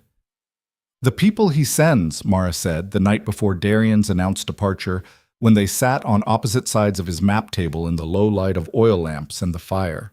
You said 3 families. How many fighters does that represent? Hareth has 4 sons in active service, Darian said. Call and Vey each have 2. He met her eyes. He won't send all of them. He'll want distance. He'll send enough to complete the task and no more, people close enough to trust, not so many that it can't be denied afterward. 2 or 3, Mara said. Most likely 3, he said. It's the efficient number, enough to guarantee the outcome against a single human woman, not so many that the conversation after becomes complicated. She absorbed this in silence. 3 Lycan fighters against 1 human woman and an infant. You'll be in the passage, she said. With 4 men, he said. The moment they enter the room, we move. The gap between their entry and my arrival will be, he paused, seconds. Perhaps a minute at the outside. A minute is a long time, she said. Yes, he said, and there was something in the single word that might have been apology, except that Darian Varkos didn't apologize, she had learned, the way he didn't explain himself to rooms. He stated the reality and trusted you to absorb it. I'll need something, she said. He looked at her. Silver, she said. I've been told that silver is the effective metal against Lycan physiology, wounds that would heal in seconds normally. Take longer, he said. Yes. He was quiet for a moment. Then he stood and went to the locked cabinet on the far wall and unlocked it, and brought back to the table a blade unlike her kitchen knife. It was a short sword, not long, a weapon designed for close quarters rather than open fighting, with a blade that caught the lamplight differently than iron, a cooler, more deliberate shine. Pure silver edge, he said, setting it in front of her. Lycan steel construction, silver coated on the cutting surface. It's not decorative. She looked at it. How do you use it? You hold it and you don't stop moving, he said. A Lycan fighter is stronger than you, faster than you. The only advantage silver gives you is that a wound from this blade doesn't close in the first 10 seconds, which means if you land a hit, the next 15 seconds cost them something. He paused. You buy time. That's what this does. It buys time. That's all I need, Mara said. She picked up the blade and felt the weight of it, learning the balance in her palm, the way it wanted to move. She had used a knife her whole adult life, a practical tool, butchering and carving, and the occasional defensive moment on the frontier that she preferred not to dwell on. This was different, heavier, but not entirely foreign. Can I practice? She asked.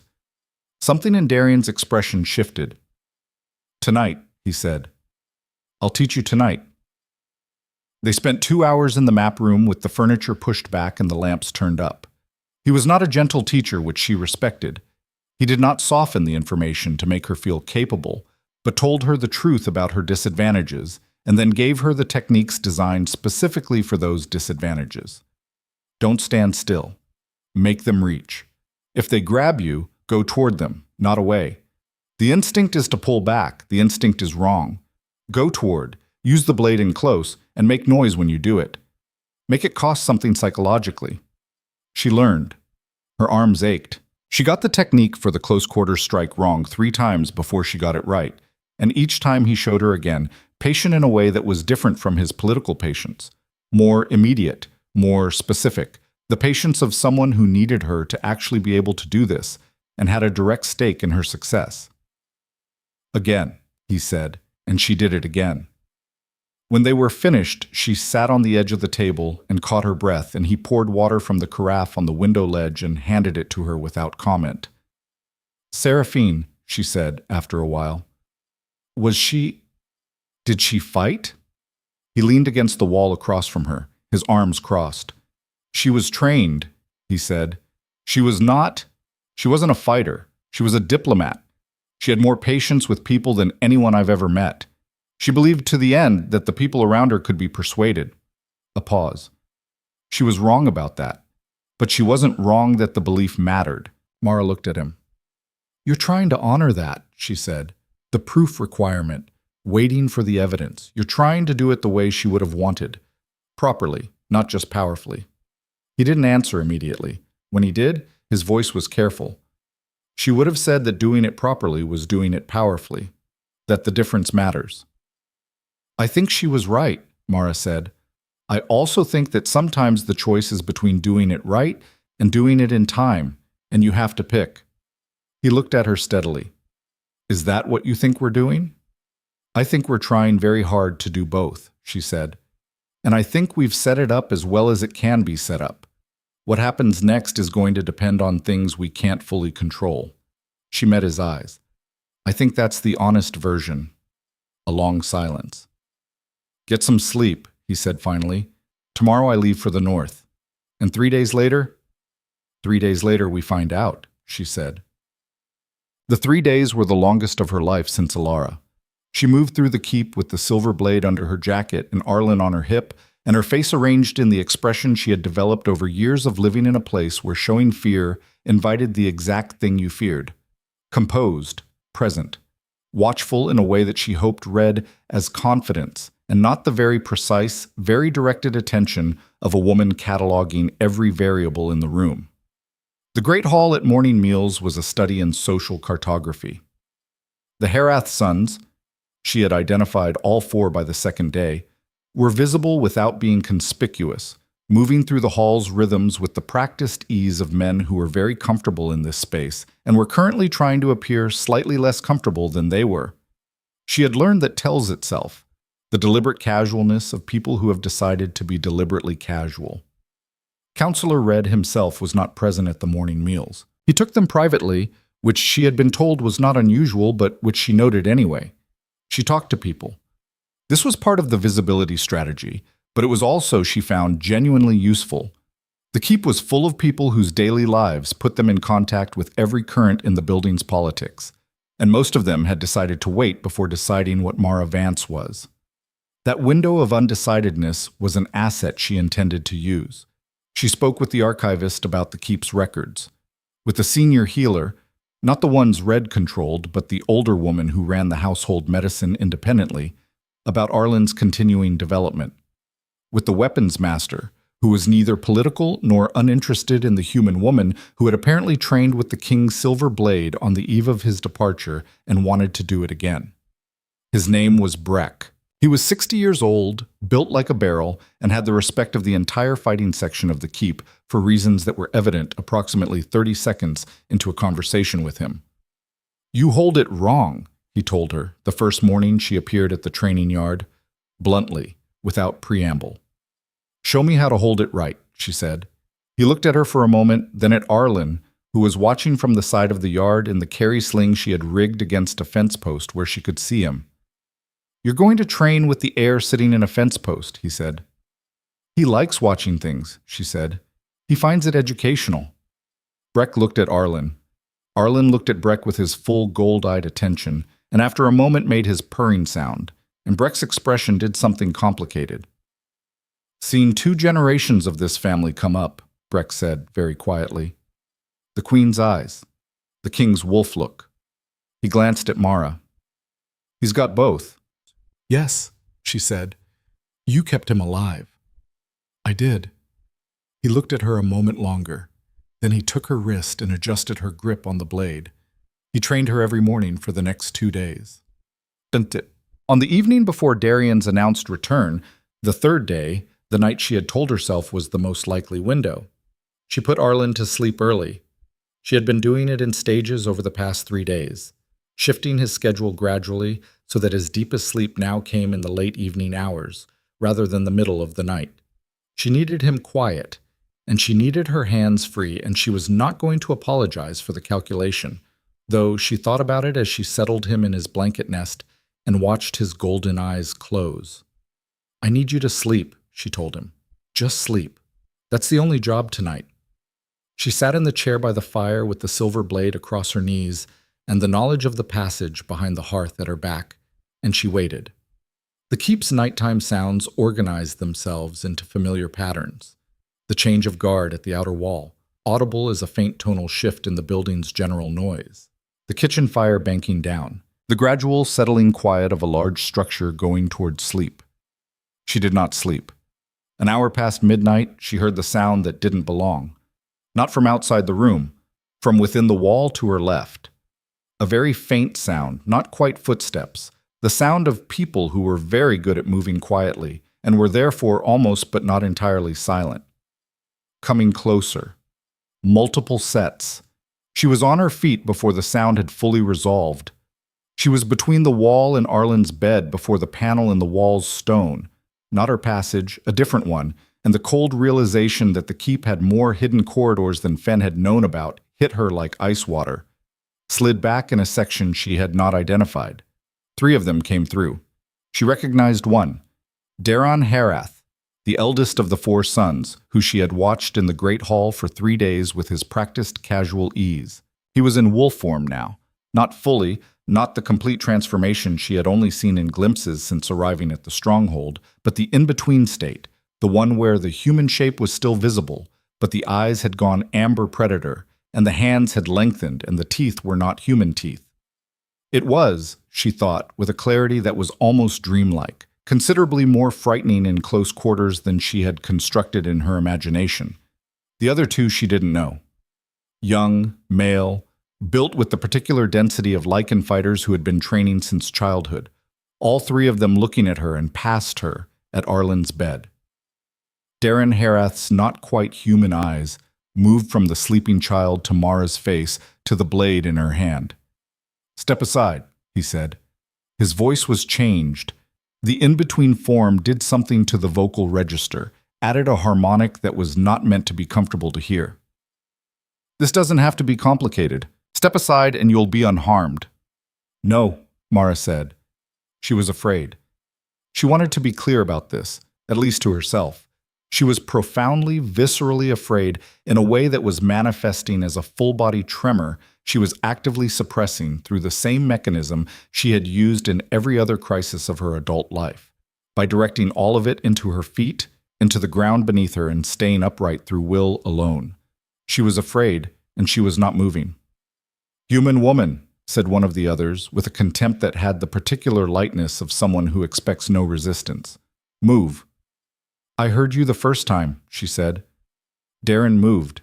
She had known he would come for her first, had known that the path to Arlen required going through her, had set herself at exactly the angle that required him to commit to a direction before he could redirect. She went toward him the way Darien had taught her, not a way toward, which went against every instinct she possessed and worked precisely because of that. Because he had expected her to retreat and she hadn't, and the half-second of recalibration that cost him was the half-second she needed. The silver blade connected with his forearm. The sound he made was not human, and neither was the way he recoiled from the silver's contact, a sharp, convulsive withdrawal, the arm pulling back in a way that suggested the wound was doing exactly what Darien had said it would do, not closing, the tissue refusing the Lycan healing response, the pain sustained and acute. 15 seconds. She heard Darien's voice in her head. The next 15 seconds cost them something. The other two were already moving. She was not going to win this. She knew that clearly and completely, and it didn't change anything. She got between them and Arlen's bed, and she used the blade, and she used the movement Breck had drilled into her. Don't stand still. Make them reach. Make them work for every inch. And she did not stop, and she did not yield, and every second she remained standing was a second closer to Darien coming through that passage. The second fighter got her by the shoulder, and the grip was extraordinary. Nothing she could pull free of, nothing human strength could address. She went toward him and drove the blade toward his side and felt it connect, and heard him snarl and felt the grip loosen enough that she could shift and put herself back between them and the bed. She was bleeding. She hadn't registered when that had happened. Her left arm, somewhere. It wasn't the important information right now.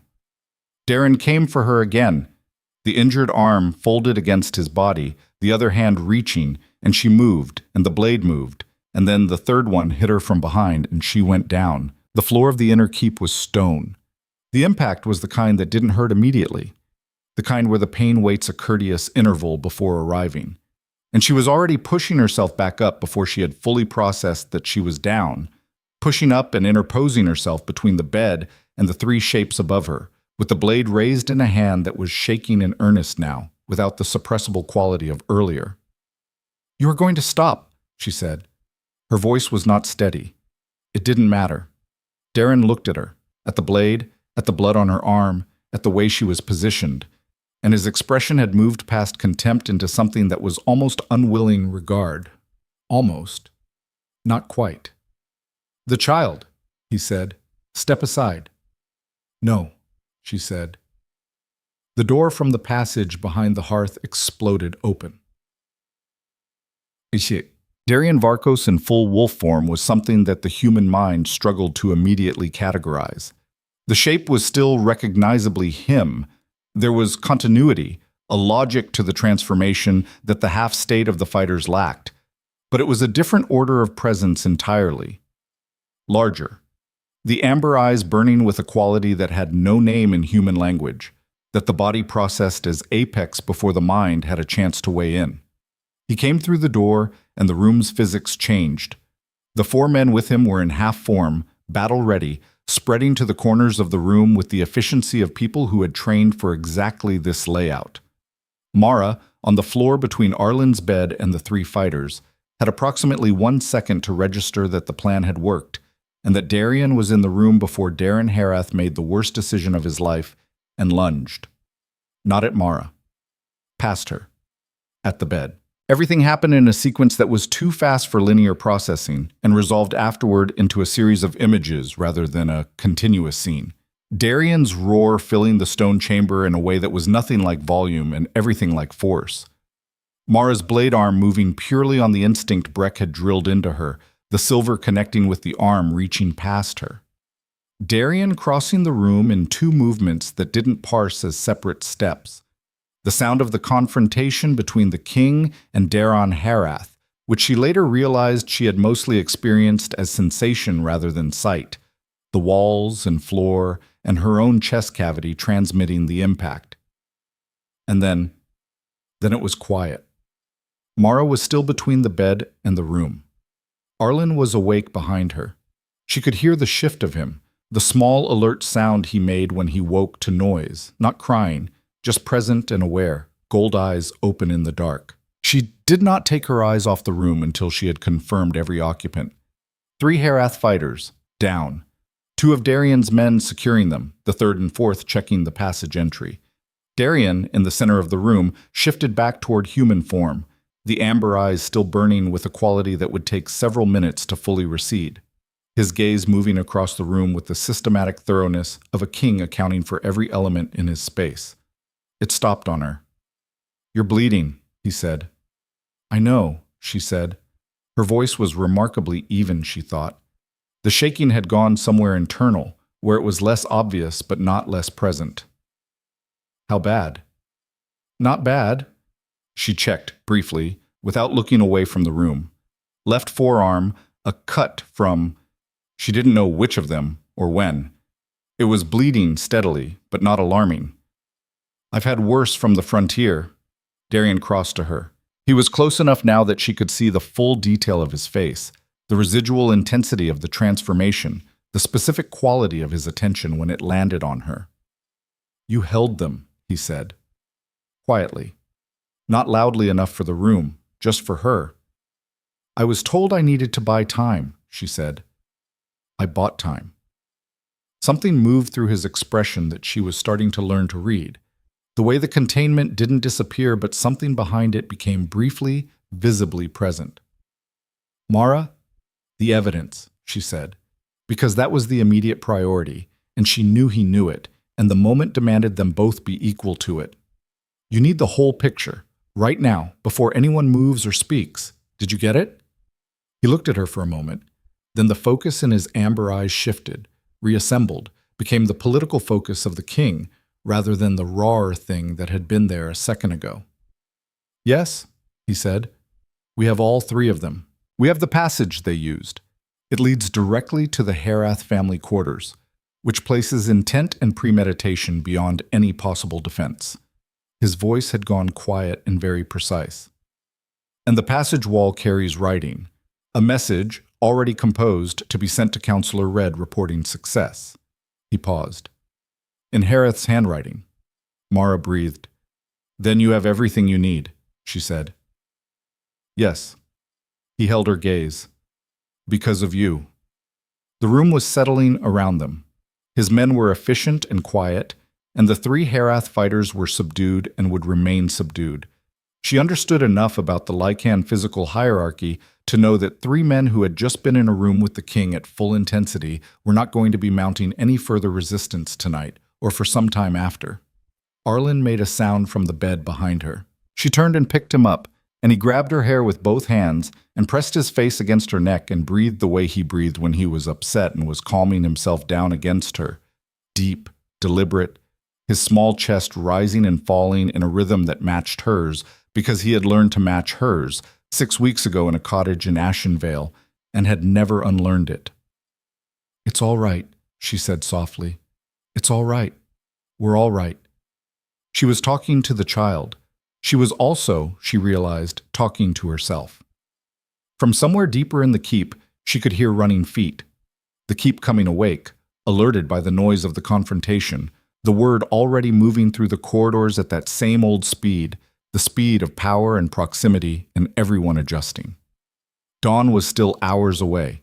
By morning, the whole stronghold would know what had happened in this room. By morning, Counselor Red would know his move had failed, and that the 3 men who had carried it were in the king's custody with evidence that could not be contested. By morning, everything would be different. She stood in the center of the room with Arlen against her chest, and the silver blade still in her hand and the fire burning on in the hearth, and she thought about a woman who had stood at a door in a blizzard 6 weeks ago and heard something beneath the storm that didn't belong to the wind. She had not stepped back then. She had not stepped back tonight.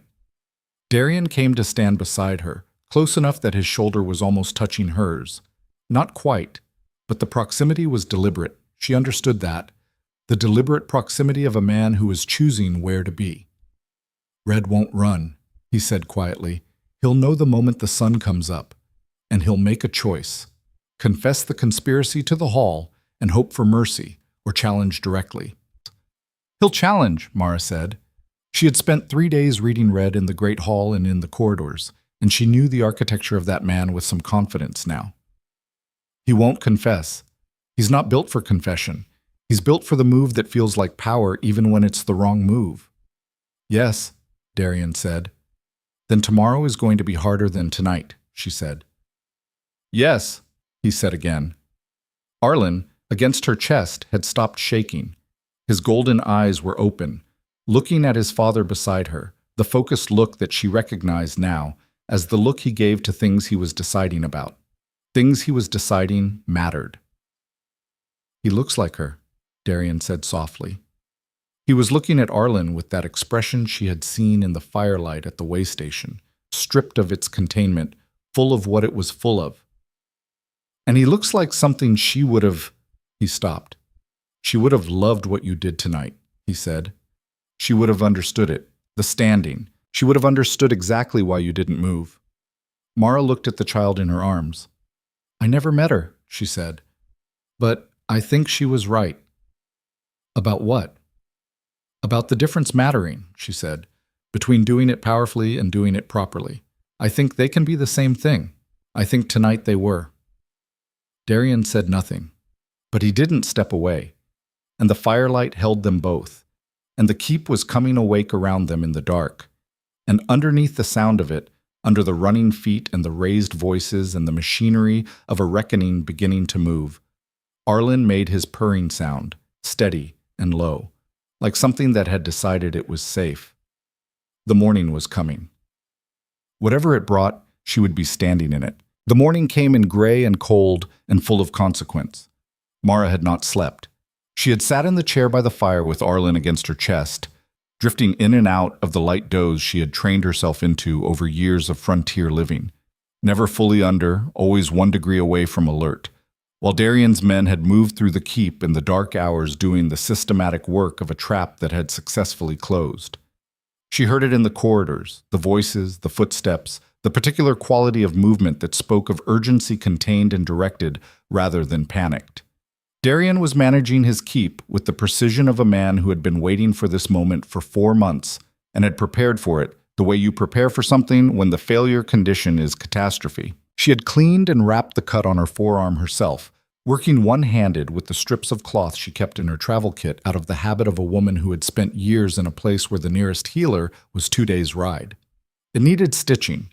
She filed that in the category of things to deal with later, which was already a substantial category, and focused on the child in her arms and the sounds of the keep and the incremental arrival of dawn through the narrow window. When the light had strengthened enough to be called morning, she heard Darian in the corridor. Not his footsteps alone.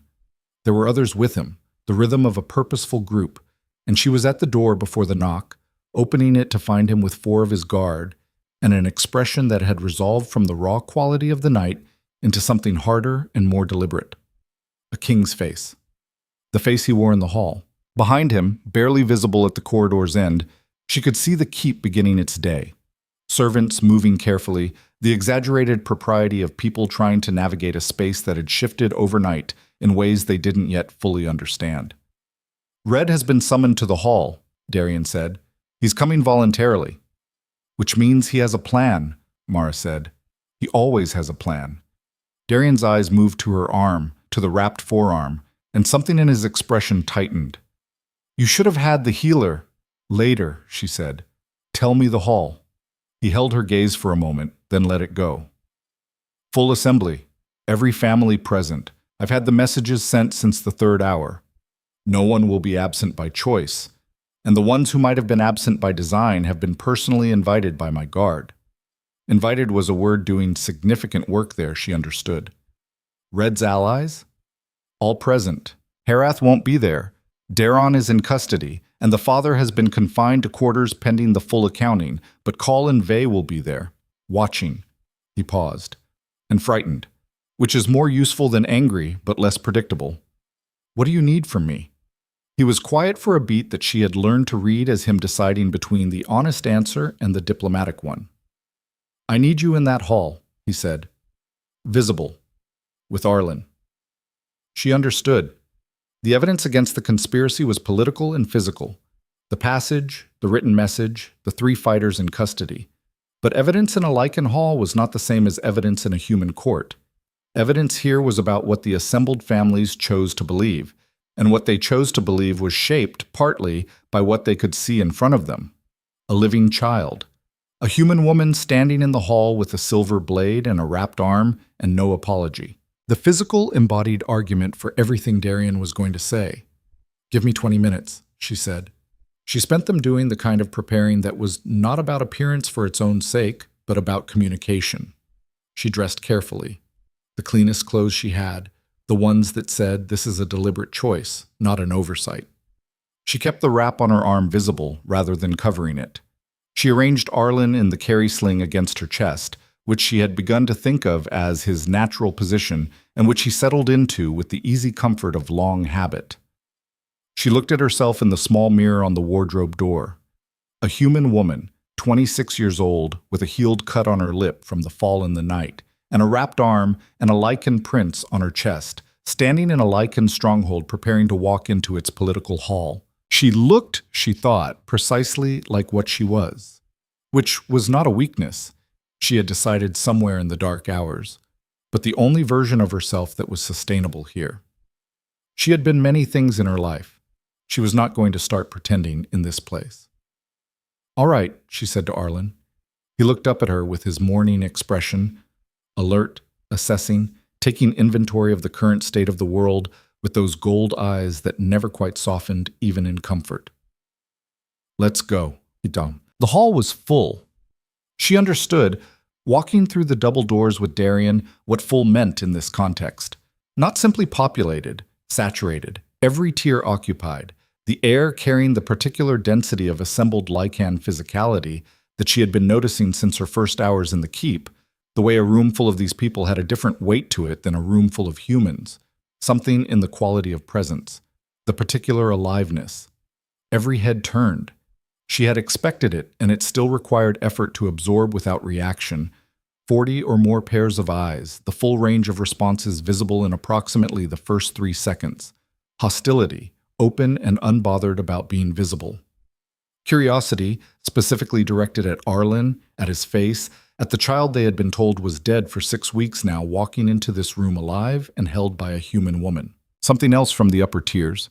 From the members whose faces she had been memorizing for 3 days, a specific, careful recalibration, the expression of people who had been positioning themselves relative to a political reality that had just demonstrably changed overnight. Counselor Red was already on the speaker's floor. He had arrived before them, which she noted as a choice. He had wanted to be there first, wanted the visual of the established presence, the man who belonged in this space meeting, the man who had disrupted it. He was dressed formally, which meant the preparation had begun early, which meant he had known what the morning would bring and had chosen this ground deliberately.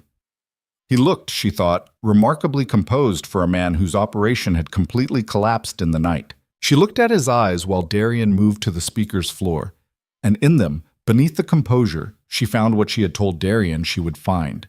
Not fear, not regret, not the particular flatness of someone who understood the game was over. Calculation. Active, ongoing, the eyes of a man who was not done. "Counselor Red," Darian said. He was at the center of the floor now, and his voice had that quality. Not loud, but filling the chamber completely. The resonance of a man in his natural authority. "You know why this assembly has been called." "I know what I've been told," Red said. His voice was easy, calm. The voice of a man at a meeting he had expected. "That there was a disturbance in the inner keep during the night. That 3 members of the Heir family are in custody." He paused. "I know that I was summoned here before dawn with no explanation, which I found unusual." "Did you?" Darian said. "I did." Red looked around the hall with an expression of measured concern that was, Mara thought, genuinely impressive in its construction. "I understand there are serious accusations being prepared. I'm here to address them directly, as any loyal servant of the pack should be." The hall was very quiet. Mara stood at the edge of the speaker's floor, slightly behind Darian's right shoulder, and she held Arlen, and she watched Red, and she watched the hall watching Red, and she felt the room's temperature, not the physical temperature, but the other kind, the social kind, trying to settle into a configuration that served the counselor's narrative. She had heard enough to know what Red's approach was going to be. Not denial. Denial was too fragile against the physical evidence. Something more sophisticated. Reframing. The Hareth sons acting without authorization. A personal vendetta misread as conspiracy. Red's role mischaracterized by a king who had a political interest in eliminating influential dissent, and threading through all of it the question of the human guardian, her presence, her authority, the unprecedented and arguably illegitimate position she occupied, the king's judgment in granting it. Turning the night's events from a conspiracy against the heir into a question about the king's capacity to govern without bias. He was good. She understood that clearly. He had been doing this for 40 years. She also understood something he didn't appear to have fully accounted for. She stepped forward. Not much. 2 steps. Enough to be clearly visible, clearly separate from the group around Darian. Arlen on her chest, the wrapped arm visible, her face carrying nothing except the specific quality of settled attention that she had learned was its own kind of authority. "Counselor Red," she said. The room's attention reorganized. Red's eyes came to her, and behind the composure she saw the flicker of something. Not quite surprise, but an adjustment. "You don't have the floor," he said. Smooth, almost gentle, the way a man is gentle with something he intends to dismiss. "I know," she said. "I'm taking it anyway, briefly." She looked at the hall rather than at him. 40 faces. "My name is Mara Vance, most of you know that. What I want to say doesn't require much time." She paused. "I've been in this stronghold for 5 days. In that time I've eaten at the morning table with most of you. I've trained in the yard. I've sat in the passages and listened to how this keep breathes. And last night 3 men came through a hidden wall into my room to kill an infant."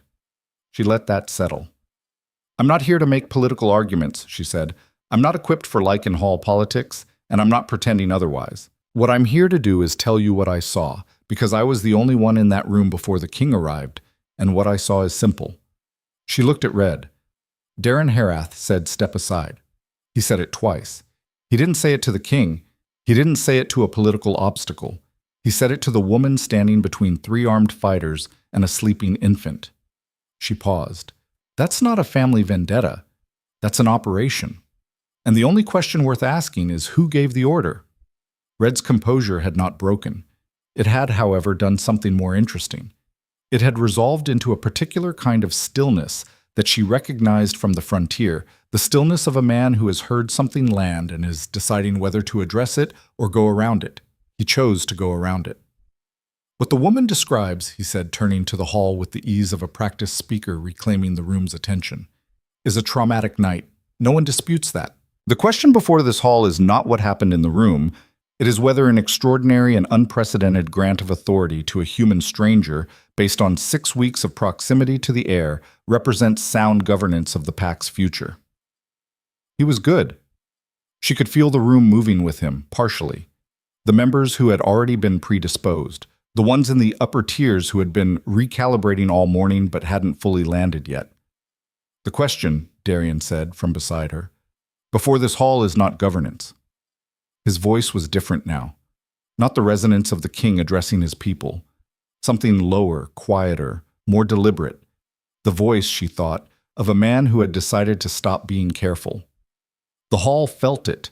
She could see it in the adjustment of posture across the tiers, the subtle shift of attention that happens when a large, powerful creature stops performing restraint.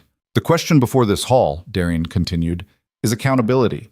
And the evidence for that accounting is not my word, and is not this woman's testimony, and is not the 3 men in custody." He reached into his coat and laid a document on the speaker's table, a single page, and she recognized the movement with which he placed it, the deliberate quality of a man putting down something he has been carrying for a long time. The message found in the hidden passage to the Herath quarters, pre-written, ready to be sent on completion of the night's work. He looked at Red. "In your handwriting," he said. The silence that followed was a different quality from any of the other silences in the morning. It was the silence of 40 people absorbing something that was changing the load-bearing structures of their understanding simultaneously. Red looked at the document. She watched his face. It was, in its way, a remarkable thing to witness. 40 years of political architecture doing its work under pressure. The calculation behind the eyes moving at a speed she couldn't follow. Assessing options, testing angles, looking for the move that wasn't foreclosed, finding them foreclosed, one by one, and the face showing it only in the finest increments. That document, Red said carefully, could have been placed by whom, Darian said. Specifically, name the person you believe placed that document in a passage whose existence you are claiming not to know about. A beat. Name them, Darian said again. Red said nothing. The hall said nothing. And then, from the second tier, from a place that made every head turn, a voice said, "I want to see the document." It was a woman's voice, older, with the particular authority of someone who had held a position for long enough that the position had become inseparable from the person. Mara found the speaker, a woman in her 70s, broad-shouldered, with white hair, and the kind of face that had long since stopped bothering to soften its expressions for anyone's comfort. She was looking at the document on the table, and then at Red, and her expression was the expression of a decision. "Elder Vash," Red said carefully. "Bring it up," Vash said, not to Red, to one of Darian's men at the floor. "I'll look at it myself." Oh, Elder Vash was the oldest living member of the Varkos Hall. Mara had heard her mentioned several times in the 5 days since arriving, always with a specific quality, a kind of careful respect that was different from the political deference paid to rank, more like the respect paid to something permanent and foundational. She had served 3 kings. She had no living family in the Pax political active tier, which meant she had no stake in any bloodline dispute and nothing to protect except her own understanding of what the Varkos dynasty was and should be. She took 4 minutes with the document. Nobody spoke. When she set it down, she looked at Red, and in her expression Mara saw something conclusive. "It's his hand," Vash said. To the hall. Not to Red, not to the king. To the assembled families, as though she was delivering information they needed and had a right to. "I've known this man's writing for 30 years. It's his hand." The room moved. Not physically, not at first, but the room moved in the way that rooms move when a foundational thing has been confirmed by someone who cannot be credibly suspected of the confirmation. The recalibrations that had been happening all morning in the upper tiers completed themselves. Colin Vey, she noticed, the 2 remaining allied families, had gone very still in a way that was different from Red's stillness. The stillness not of calculation, but of men trying to understand how exposed they were. Red looked at Vash. Something crossed his face that she had not expected to see. Something that was not quite grief, but was in the neighborhood of it. The expression of a man who has been doing a thing for so long and so completely that its impossibility has not been real to him until this moment, until the woman whose opinion he has respected for 30 years looked at his handwriting and said, "Yes, that's him," without flinching. "Seraphine," he said, quietly, almost to himself. "She was going to—" "Don't," Darian said. The single word had a quality that stopped everything in the room, including Red, mid-sentence.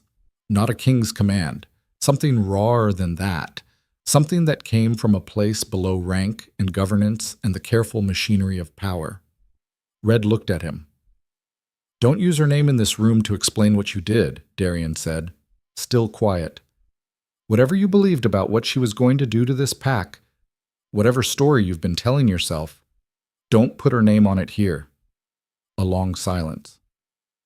"It was her," Mara said unexpectedly, not loudly, not challengingly, but with a certainty that made several heads turn to her.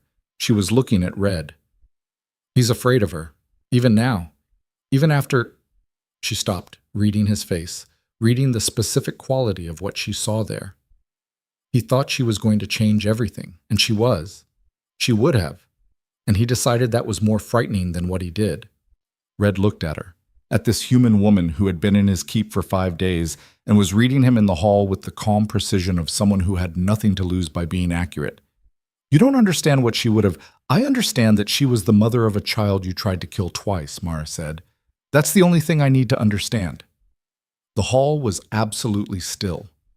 And then Vash said from her position in the second tier, with the weight of 70 years and 3 dynasties and nothing left to protect except what she believed, the king should proceed. What followed was not swift. Justice, even in a Lycan hall with incontestable evidence, was not swift. It was thorough, because thorough was the only version that held.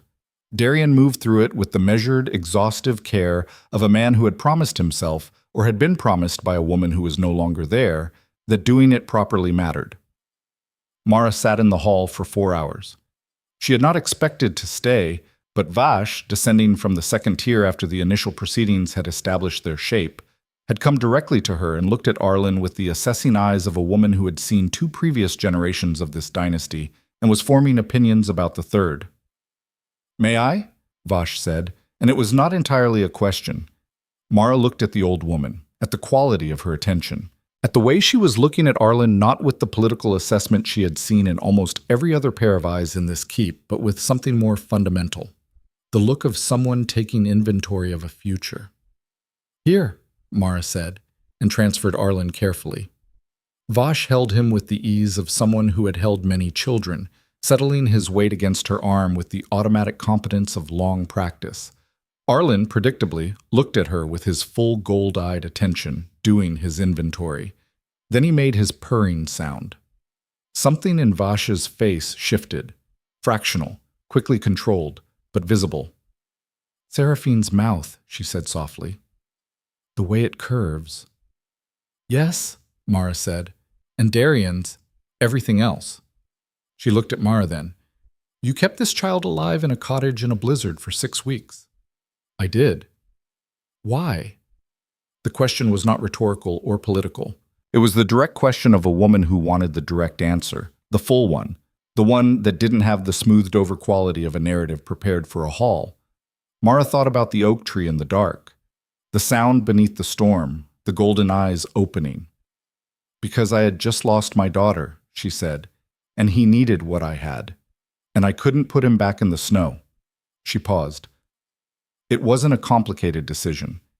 It was the only decision I could live with." Vash was quiet for a moment. "Simple things," she said, "are usually the correct ones." She looked down at Arlen, who was still watching her face with that unhurried, thorough attention. "He'll be strong," she said. "You can see it already. Seraphine was strong in the same way, not obviously, not loudly, underneath." "He will be," Mara said, "if we let him." The old woman looked at her. "I spent 30 years in this hall," Vash said, "watching the political structures of this pack prioritize bloodline purity over everything else, watching what it cost." She glanced toward the speaker's floor where Darian was moving through the accounting with methodical attention. Red wasn't wrong that Seraphine would have changed things. He was wrong about what that meant. "Change things how?" Mara asked. "The way things that are worth keeping get changed," Vash said. "Slowly, with argument, with the kind of patience that looks like weakness to men who are frightened." She transferred Arlen back to Mara. "You have that patience." "I have a very specific stubbornness," Mara said. "I'm not sure it's the same thing." The closest thing to a smile she had seen on Vash's face appeared briefly, controlled and quick, and disappeared. "Stay close to the king," Vash said, standing to return to her tier. "Not because he needs protecting, because his judgment is sound and it needs someone to say so when the hall tries to tell him otherwise." She paused. "Your position here is unprecedented. That means it has no definition yet. Be careful about how it gets defined. Other people will try to define it for you if you let them." Red was removed from the hall at mid-morning. Not forcibly.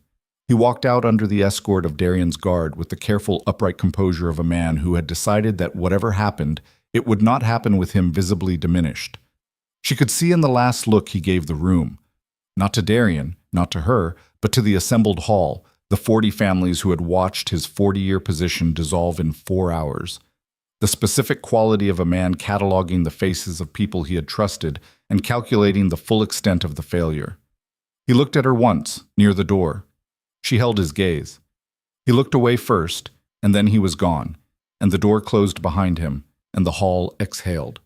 What followed was different from the formal proceedings of the morning. Messier, louder, the sound of 40 people processing a significant shift all at once. Darian remained on the floor, and she watched him navigate it with a particular combination of authority and patience that she was coming to understand as his specific political skill. The ability to let people have the thing they needed, the argument, the question, the moment of loud concern, without giving ground on the things that mattered. Call and Vey approached him separately, 20 minutes apart, with the body language of men delivering calculated apologies. She watched the exchanges from across the hall, trying to read them. "Reading them from here," said a voice beside her, "you'll miss about 40% of what's being said." She turned. Breck, from the training yard. She hadn't expected him in the hall, but realized she should have. He was weapons master. He had standing here. "Tell me the other 40%, she said. "Call is calculating how far his exposure goes," Breck said, without preamble. He wasn't in the operation directly. He's too careful, but he knew he let it happen. He watched the exchange. He's hoping the distance is enough. The king is deciding whether it is. Is it? Politically. Breck was quiet for a moment. Probably. Practically, Call is the third largest military force in the territories. You don't absorb that into an enemy camp over an ideological dispute when you have a succession still to secure. He glanced at her. Vey is easier. Vey followed Red because Red has been the power in this hall for 20 years, and Vey follows power. He'll reorient. And the families who don't reorient, she said. There will be some, Breck said.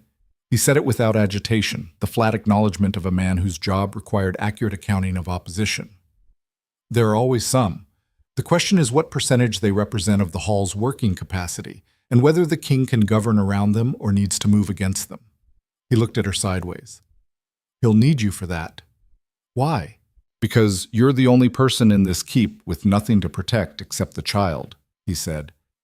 And that makes you the only person who can say certain things without a family interest attached to the saying. He paused. Vosh saw that. She's been watching you since the morning. She talked to me, Mara said. She talks to very few people, Breck said. 3 kings in 30 years, and she's talked to maybe a dozen people that way. He was quiet for a moment. The last one was Seraphine. Mara absorbed this without speaking. Arlen, against her chest, made a sound and grabbed a fistful of her shirt, and she settled her hand over his back without looking down. What happened to Seraphine, she said carefully, could have been prevented. Yes, Breck said. If someone had... Yes, he said again, and the word was not defensive. It was the word of a man who had been living with that yes for 6 weeks. If someone had seen it coming, if someone had been willing to look at the thing that was happening and say it out loud. If the people who knew were willing to risk the political cost. He paused. The pack failed her. That is the correct accounting. I'm not going to let it fail him, Mara said. No, Breck said. I don't think you are. He stood with her for another few minutes, not speaking, watching the hall find its new configuration, and then he said, You should let someone look at that arm today. Mira, the healer, not the ones Red used, the old one, the independent. She's good. Tell her I sent you. Thank you, Mara said. He nodded and moved back through the crowd, and she watched him go, and she thought about the ways that a community could fail a person, and the ways that sometimes it tried to make up for that failure in the inadequate but genuine ways available to it. The formal accounting concluded in the early afternoon. Darian brought Mara to stand at the center of the speaker's floor beside him when he addressed the hall in its final session, and he repeated, formally, in language she understood was being made part of the hall's record, the terms of her position. Guardian of the heir. Authorized to act in Arlen's defense without constraint of rank or bloodline.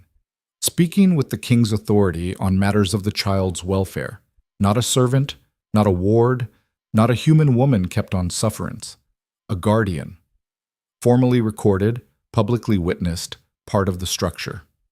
She heard the murmur that moved through the hall, felt the variation in it, the opposition that was still there, present, not going away, the genuine discomfort of a tradition-built community being asked to accommodate something that had no precedent. She was not naive about what that meant for the days and months ahead, but she also heard something else beneath it, from some of the tears, from some of the faces. something that was not approval exactly, but recognition. The particular sound of people who had watched what happened in the night and in the morning and were updating, if not their politics, at least their accounting of what this woman was. When Darian finished, he turned to her briefly, and she saw in his face the exhaustion of a man who had been holding an enormous weight for 4 months and had finally, partially, set it down. Not the end of the weight, not relief exactly, but the particular quality of someone who has done the thing they needed to do and can feel the ground under their feet again. "It's not over," he said, quietly, for her alone. "I know," she said. "Red's removal leaves a vacuum. The families will be positioning for the next 3 months at minimum. There will be challenges. Not like last night, but—" "I know," she said again. "We'll handle them." He looked at her. Though we had not been unintentional, and they both knew it, and for a moment neither of them addressed it, they simply stood with it, the word and what it meant, on the speaker's floor of the Varkos Hall in the light of a winter afternoon. Arlen chose this moment, with his customary timing, to grab Darian's sleeve. It was such a small thing, an infant reaching for the nearest available person, the instinctive grab of a creature that wanted contact. But Darian's hand came up automatically and covered his son's small fist, and the look on his face when he looked down at the child was not the face of a king and not the face of a man managing his grief. It was simpler than either. "Strong grip," Darian said. "He's had it since the beginning," Mara said. "He held on even when he was barely breathing." He looked at the child for a long moment. "Like his mother," he said quietly. "Yes," Mara said. The hall was emptying around them, the families filing out in the subdued but purposeful way of people who had a great deal of internal reorganization to accomplish. Breck was near the door. Vash was near the door. People she would need to know, people who would become part of the fabric of whatever came next, moving through the space that the morning had cleared for something different. Outside, through the high windows of the hall, the winter light had the particular angle of a day that had nearly finished doing what it was going to do. Soon it would be evening, and the keep's rhythms would continue. The fires would be stoked. The evening meals would be prepared.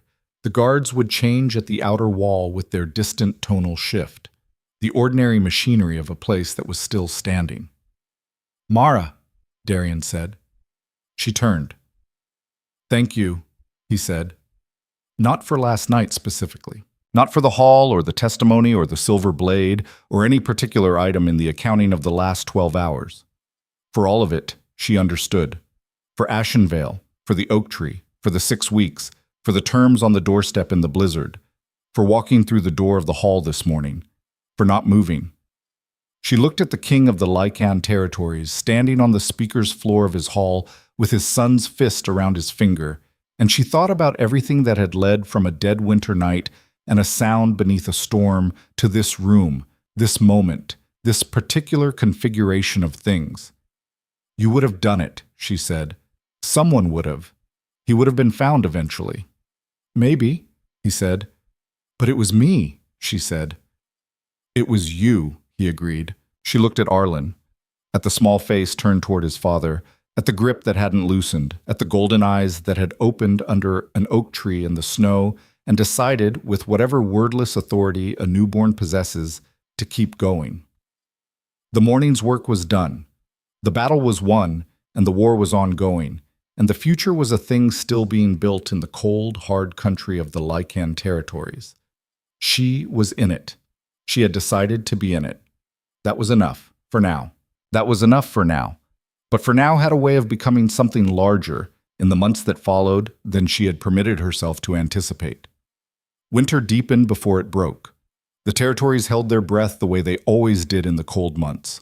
The long internal season of a community turned inward, managing itself, building or dismantling or rebuilding the structures that summer's activity had exposed as insufficient.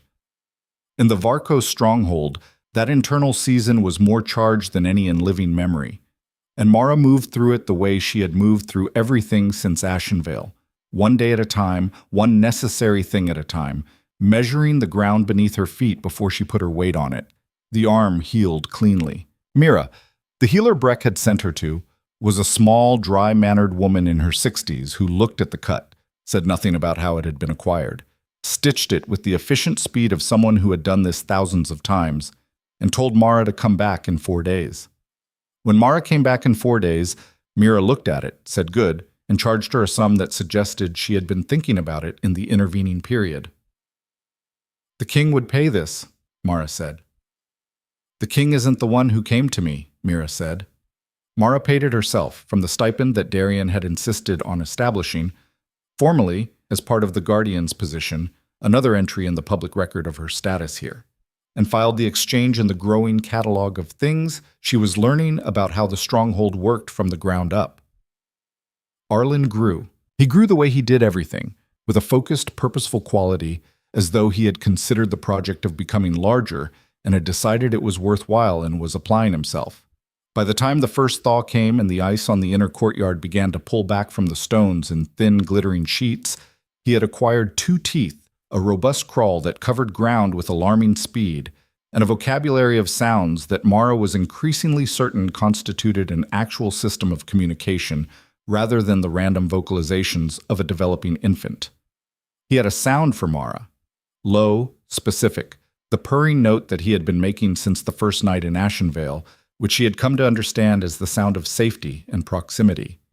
He had a different sound for Darian, shorter, more percussive, with a quality she could only describe as attention, the sound of a creature registering someone significant. He pulled himself to standing for the first time on a Tuesday morning in early spring, using the leg of the map room table, while Mara and Darian were working through the territorial correspondence that had become their regular morning occupation. The systematic, grinding, essential work of rebuilding the pack's political relationships in the aftermath of Red's removal. He pulled himself up, stood swaying for approximately 3 seconds, looked at both of them with the expression of someone who had just confirmed a hypothesis, and sat back down. "He stood," Darian said. "I saw," Mara said. They looked at each other across the table. "He'll be walking within the month," she said. "The pack records say Varkos males typically walk earlier than the records account for," she said. "The records were written about fully Lycan children." She held his gaze. "Arlen isn't fully Lycan. He's going to do everything on his own timeline." Darian looked at his son, who was now investigating the table leg with his hands in the methodical way he investigated all fixed objects, apparently perfectly content to have stood and fallen and need no further commentary on the achievement. "Like his mother," Darian said. And this time, the way he said it was different from all the previous times. Not as grief, not as an ache that needed to be acknowledged and then carefully managed back under the surface, as something that had found its way, through the months and the work and the long winter of rebuilding, into a place that could hold it without breaking. Mara heard the difference. She let it be out. The formal challenge came on the 42nd day after Red's removal, which was faster than Darian had expected and slower than Mara had feared. It came from a direction neither of them had fully anticipated. Not from the families directly. Call and Vey had completed their recalibration in the weeks after the haul, as Breck had predicted, and the remaining holdouts were too diminished to mount anything formal, but from outside the stronghold entirely.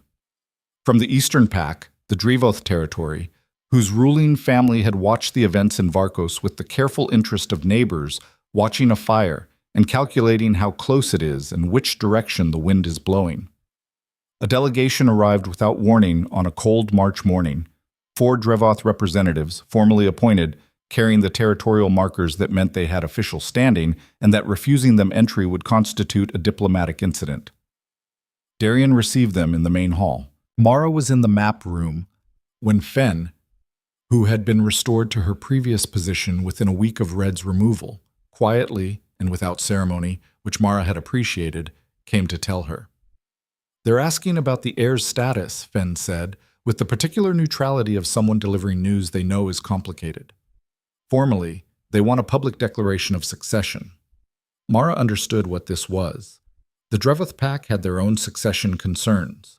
A ruling family with no clear heir and a traditional system that permitted challenge from any bloodline that could claim precedent. The Varkos heir's status mattered to them not because of Arlen specifically, but because of what a contested or compromised heir meant for the regional balance. A Varkos succession crisis was an opening, and the Drevoth family had been looking for an opening for 20 years. She went to the hall. She arrived to find Darian on the speaker's floor with 4 Drevoth representatives arranged opposite him in the careful, formal posture of people who have rehearsed this. The hall had 24 members present, not the full assembly, but enough to constitute a witness, which was what the Drevoth had wanted when they timed their arrival for a regular session morning. The lead representative was a woman, which Mara noted as a choice, a political choice, designed to diffuse a certain kind of direct confrontation while still making the full weight of the challenge. Her name, she would learn later, was Cassia Drevoth. She was perhaps 40, controlled and precise, with the eyes of a woman who had spent her career reading rooms at speed. Cassia was making an argument. Mara caught the thread of it as she entered. The argument was procedural, not an attack on Arlen's right to succession, not an open challenge to the king's authority. Procedural. The question of whether a half-human heir, born under contested circumstances, raised in part outside the pack's structure under human guardianship, could be considered fully legitimized under the territory's ancient succession codes without a formal acknowledgement ceremony before the assembled regional packs. It was, Mara thought, genuinely sophisticated. Not accusatory. Not easily refutable on the grounds of intent, because the intent was wrapped in procedure. And the ceremony being demanded was, on its surface, merely a tradition, a public acknowledgement, nothing sinister in the description. What it would require, in practice, was Arlen being presented to the assembled packs in a context where every family with any claim to regional influence could weigh in on his legitimacy, which was, of course, an opportunity for every holdout faction, every bloodline traditionalist, every person in the territories who had privately opposed the Queen's marriage and the half-human heir, to have a formal and public venue for that opposition. Darian was handling it with the patience she had come to rely on, answering the procedural arguments with procedural precision, refusing to be drawn into the underlying political substance, buying time. But she could see in the set of his shoulders, in the specific quality of his stillness, that he was calculating and not yet finding a clean line. She had found a line. She had been turning it over in her head since the moment Fen had described the challenge, in the 3 minutes it had taken her to walk from the map room to the hall. It was not a subtle line. It was direct and stark, and it required doing something publicly that she had not done before, and the doing of it would change what she was in this stronghold in a way that could not be undone. She walked to the speaker's floor. Cassia's eyes found her, and in them was the rapid assessment of a woman encountering an element she hadn't fully accounted for. She had been briefed on the human guardian. Anyone who had done their homework before this visit had been briefed, but briefing and presence were different quantities. "My apologies for the interruption," Mara said, which was the required form, the words that acknowledged the floor's protocol before stepping onto it. She had learned this in the months since arriving, in the gradual, unannounced education of living inside a system until its grammar became familiar. "I'd like to address the request directly." Cassia looked at Darian. "A question about whether this would be permitted," Darian said without hesitation. "The guardian speaks for the heir." Cassia absorbed this. Then, with the grace of a woman who knew when to let a situation develop before deciding how to shape it. "Please." Mara looked at the Drevoth delegation. "The ceremony being requested," she said, "is a legitimacy assessment. What you want is a forum where the heir's right to succession can be publicly evaluated." She kept her voice even and her gaze direct. "I understand why you want it. A Varkos succession with unresolved questions is genuinely destabilizing for everyone in the territories. I'm not disputing that the question is legitimate." Cassia's expression shifted. Fractionally, the adjustment of someone expecting opposition and receiving acknowledgement. "What I want to address," Mara continued, "is the framing, because the framing of this request treats the heir's half-human heritage as the question that needs to be resolved." She paused. "It isn't. The question of whether Arlen Varkos is the legitimate heir was resolved the night he survived an assassination attempt by the people who contested his right to exist. That's not a procedural question. That's a demonstrated answer." The hall was very quiet. "What I will offer," she said, "is a presentation ceremony, public, before the assembled regional packs as requested. Not a legitimacy assessment, a presentation. The heir is not on trial. He is being introduced. She held Cassia's eyes. If the Drevoth pack wants to attend the introduction of the next Varkos king, they're welcome.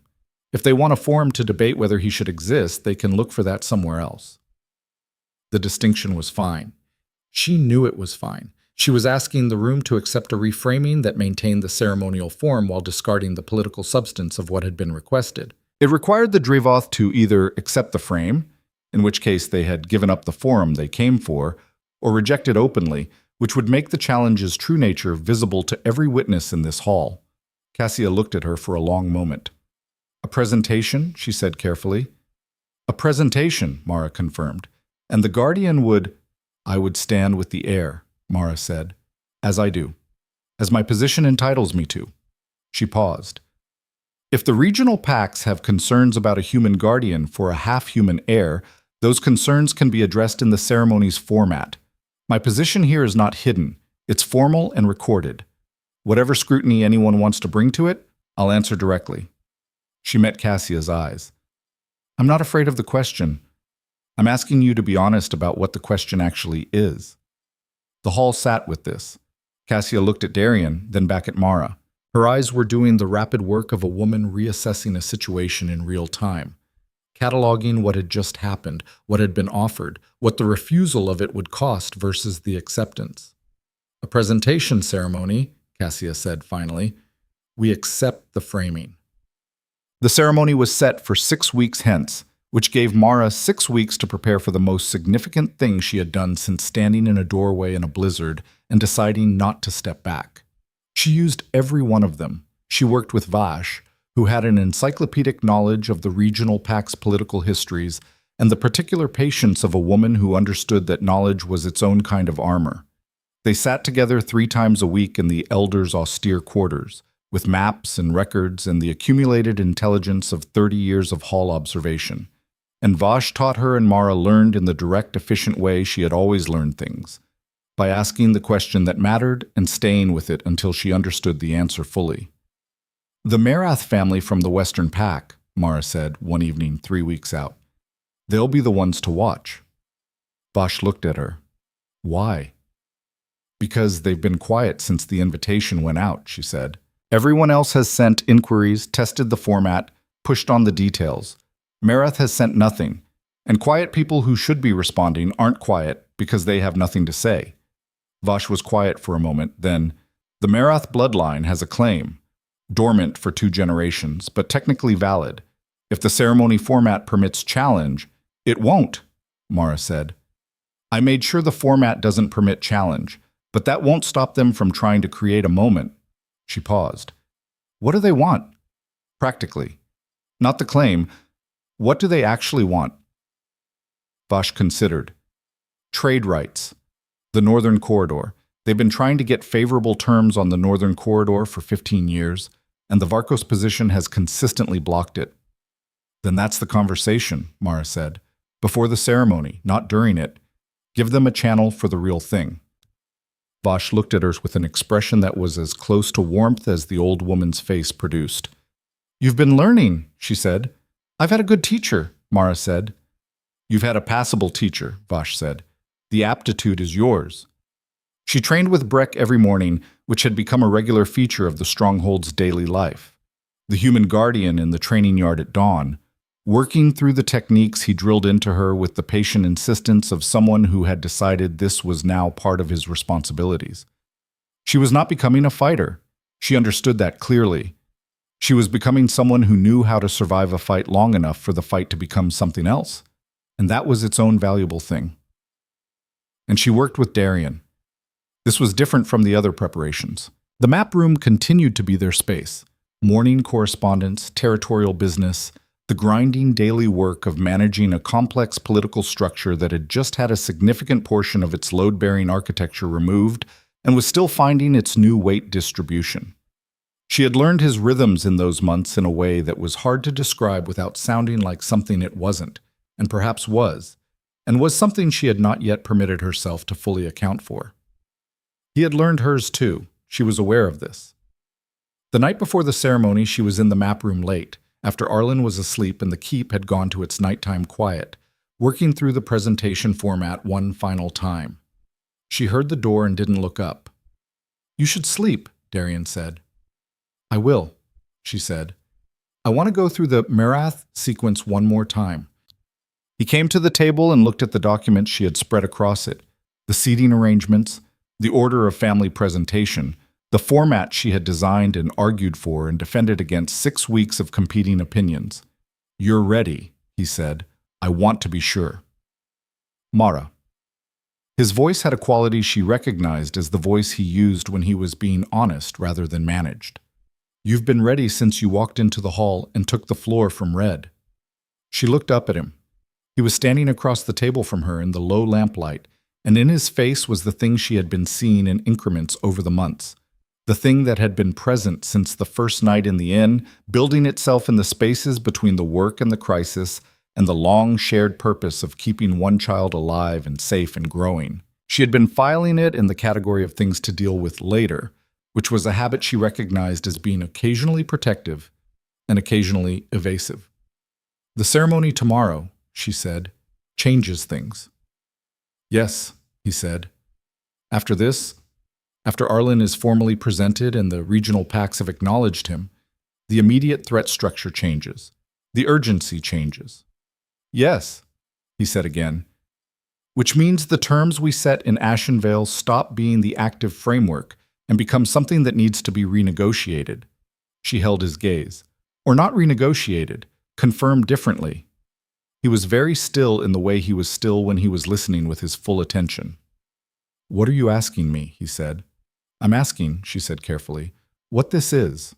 Between us. Because I've been not asking it for 4 months out of a combination of practical necessity and personal caution, and tomorrow the practical necessity is going to be different, and I need to know what the honest answer is before that happens." He looked at her across the map table for a long moment. The amber eyes, in the lamplight, with that quality she had first seen in a cottage in Ashenvale. The quality of relief and recognition and the rawness of something that had been contained for a long time. "You know what it is," he said. "I know what I think it is," she said. "I'm asking you to say it." He came around the table, not quickly, with the same deliberate quality he brought to everything that mattered, the quality that said, "This is a choice I am making consciously." He stood in front of her, close enough that the lamplight held them both, and he looked at her face the way he had been looking at it for 4 months. "I am asking you," he said very quietly, "to stay. Not as the guardian, not under the terms we set in Ashenvale. I'm asking you to stay because I need you here, and I have needed you here since the moment you opened that door and didn't step back. And I have been learning what that means for long enough that I know the difference between gratitude and this." She looked at him. "This is a complicated thing to say yes to," she said. "I know," he said. "I am a human woman in a Lycan pack. I will be that for the rest of my life, and so will my position here. And the complications of that don't stop because we decide—" "I know," he said. "And Arlen already has the only mother he's ever known," Darian said. And the word mother in his voice was not tentative or qualified. It was the word he had chosen and meant. Mara breathed.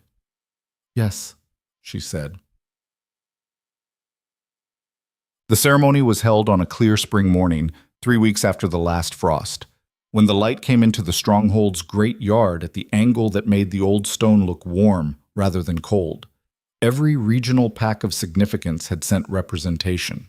The yard held more Lycan dignitaries than it had contained in 20 years, a press of bodies and political calculation, and the particular tension of an event whose outcome several of those present were still hoping to influence.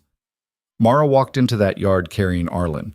She had dressed carefully, not ornamentally, not in borrowed Lycan finery, which would have been its own kind of statement. In her own clothes, good ones, the ones she had learned to wear as herself rather than as someone performing the role of herself. She had the silver blade at her hip, which Breck had insisted on, and which she had not argued against. The wrapped arm was long-heeled, leaving only a faint scar that was visible at the wrist, and which she made no effort to cover. Arlen was dressed in dark cloth with the silver crescent at the collar, the heir's mark, fitted to a child who had recently learned to walk, and who was demonstrating this skill by attempting to get down and apply it, repeatedly, in the moments before the ceremony began. Stay, Mara told him, settling him on her hip. You can walk later. Walk all you want later. Arlen looked at her with the gold-eyed expression that meant he was filing her instruction under noted but not necessarily binding. I mean it, she said. He grabbed her collar. Close enough, she said. Darian was at the center of the yard in full formal regalia. The Varkos chain, the dark coat with the crest at the breast. Standing in the way he stood when he was on ground he knew was entirely his, with the composed certainty of something that has decided what it is and stopped requiring external confirmation of that decision. He had done the Marath negotiation 3 days earlier, in a private meeting that Mara had been present for and Vash had quietly facilitated, and the Northern Corridor terms had been agreed to, and the Marath family was present this morning in the settled posture of people who have gotten what they actually wanted. She walked to Darian, stood beside him, facing the assembled packs. The yard was very quiet. Arlen Varkos, Darian said, and his voice carried in the yard with the clarity of still air and the resonance of a man who had spent a long time preparing to say this in exactly this way, to exactly this audience. Son of Seraphine and Darian Varko, heir to the Varkos territories. Presented before the assembled packs of the region, in the traditions of the dynasty and the light of open witness, he looked at his son. Arlen, meeting his father's gaze with his gold-eyed inventory, chose this precise moment to produce his most emphatic sound, the short, decisive, entirely self-assured sound he had been making for weeks whenever he had decided something was correct. It was not a word. It had the force of one. Somewhere in the assembled representatives, someone laughed, the kind of laugh that isn't planned and isn't political, the involuntary response of a person who has just seen something they didn't expect and found it unexpectedly true. The laugh moved through the yard. Mara felt the quality of the assembled presence shift. Not unanimously, not completely. The fractions that remained unresolved still there, present, honest about their presence. But something had moved. The heir's golden eyes and the heir's emphatic opinion of the ceremony and the heir's complete lack of interest in the political weight of the morning had done what she had hoped it might do, had made him specific, had made him a child rather than a concept, a real small person with opinions about being held still, and you could not maintain the full weight of abstracted opposition in the face of that specificity without it costing something. Cassia Drevoth, to the left of the central group, caught Mara's eye across the yard. In her face was an expression that was neither warm nor hostile. The expression of a woman who has updated her assessment and is acknowledging the update. A professional acknowledgement. It was enough. Vash was near the rear of the yard, standing rather than sitting, which at her age and with her joints was a choice that said something about what she thought the morning required. Her eyes found Mara's across the space. She nodded. Once. Specifically. The nod of someone who is confirming a verdict they had formed earlier and are now finding supported by the evidence. Mara looked at the yard full of Lycan dignitaries and thought about a cottage in Ashenvale and a dead winter night and the sound beneath the storm that she had almost decided was wind. She thought about the false bottom of a chest and the cousin story, and the scouts at the tree line, and the 3 days' ride through frozen country with a king who had not yet told her what the truth was. She thought about the hall in Red's face, and Vash saying it's his hand, and Breck adjusting her grip on a silver blade, and Fen telling her about a passage behind a hearth. She thought about Ilara's grave in Ashenvale, the small marker, beloved, the snow falling on it in the dark. She had not been back. She had thought about going back, once the winter broke and travel became possible, about finding the grave and sitting with it and saying the things you say when enough time has passed that you can say them without the saying breaking everything open again. She would go. She knew she would go. She would take Arlen and she would sit by that small grave, and she would tell her daughter, in whatever way one tells someone who is no longer anywhere specific, that she had not been replaced, that the love that had been meant for her had not been divided or redirected, but had been, in some way she could not fully explain, expanded by the necessity of that blizzard night and the golden eyes, and the choice that had not felt like a choice, that it was both, that it had always been both. Darian's hand came to the small of her back, brief, present. The touch of someone claiming proximity in a public space for the first time, The first time in the assembled witness of every regional pack in the territories. She felt it. She didn't move away. Chess. The months that followed were not simple. Nothing about the territories was simple, and nothing about the position she occupied was without complication, and she had long since made her peace with the reality that simple was not the version of this life that was available to her. What was available was something better than simple. Arlen walked at 10 months, which was, she had been right, ahead of the pack records accounting, and which he applied to the fortress halls with a freedom and fearlessness that made anyone who watched him understand, in the specific way you understand something that is demonstrated rather than argued, what he was going to be. He walked toward things without checking first whether they were dangerous. He walked toward Breck's training yard and reached for the practice swords. He walked toward the kitchen fires and had to be redirected firmly and repeatedly. He walked toward his father with the same straight, purposeful quality, and reached up to be lifted with the expectation of someone who has never doubted that the arms will be there. He walked toward Mara in the mornings, from wherever he had gotten to in the night's small explorations, and climbed into her lap and sat with the settled quality of someone who has identified the location of center and is orienting accordingly. She held him, on those mornings, in the chair by the fire in the room that was no longer the room the king had given her, but their room. Hers and Darian's. A fact that had taken the stronghold approximately 2 weeks to absorb and had then simply become part of the stronghold's understanding of itself, the way permanent things become part of a structure's understanding of itself. And she felt his weight against her, and she listened to the keep waking around them. Fen came in the mornings with the tray, which had become something she did by choice rather than assignment. She had been offered a formal position, something better than the ambiguous servant role she had previously occupied, and had accepted it with the particular directness of a young woman who had decided which way she was facing. The Call family sent a letter, Fen said one morning, setting the tray down and looking at Arlen, who was eating with the wholehearted commitment he brought to all meals. The second son is requesting a placement in the guard training. The second son, Mara said. Not the eldest, Fen said, which meant something specific. The eldest Call's son was the political heir, the one who would carry the family's formal position. The second son was the one being sent to demonstrate loyalty by proximity, by offering a body to the king's service. It was a gesture with no ambiguity about its intent. Tell them yes, Mara said, and tell them he trains with Breck like everyone else. No special track. Breck will be pleased, Fen said, with the particular dryness she had been developing, which Mara considered a sign of health. The laws were the next project. She had been circling it for months, the legal structures of the territories, the codes that govern pack relations and human Lycan interactions, and the rights of bloodlines that were neither one thing nor the other. They were old codes. Some of them were older than the Varkos dynasty. They had been built for a world in which the categories were clean, in which the boundary between human and Lycan was clear, and the crossing of it was not something the law needed to accommodate. Arlen existed on that boundary. He was going to grow up on it and eventually govern from it.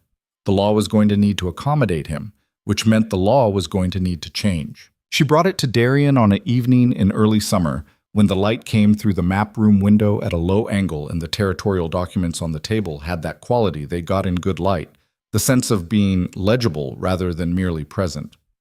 The succession codes, she said, setting her notes in front of him. He looked at them, looked at her. You've been preparing this for a while, he said. Since the ceremony, she said. I wanted to make sure I understood what I was asking before I asked it. He read through the notes. She watched him read, which she had come to find one of the more telling things about a person, the way they engaged with a written argument, the quality of their attention. He read everything. He didn't skim.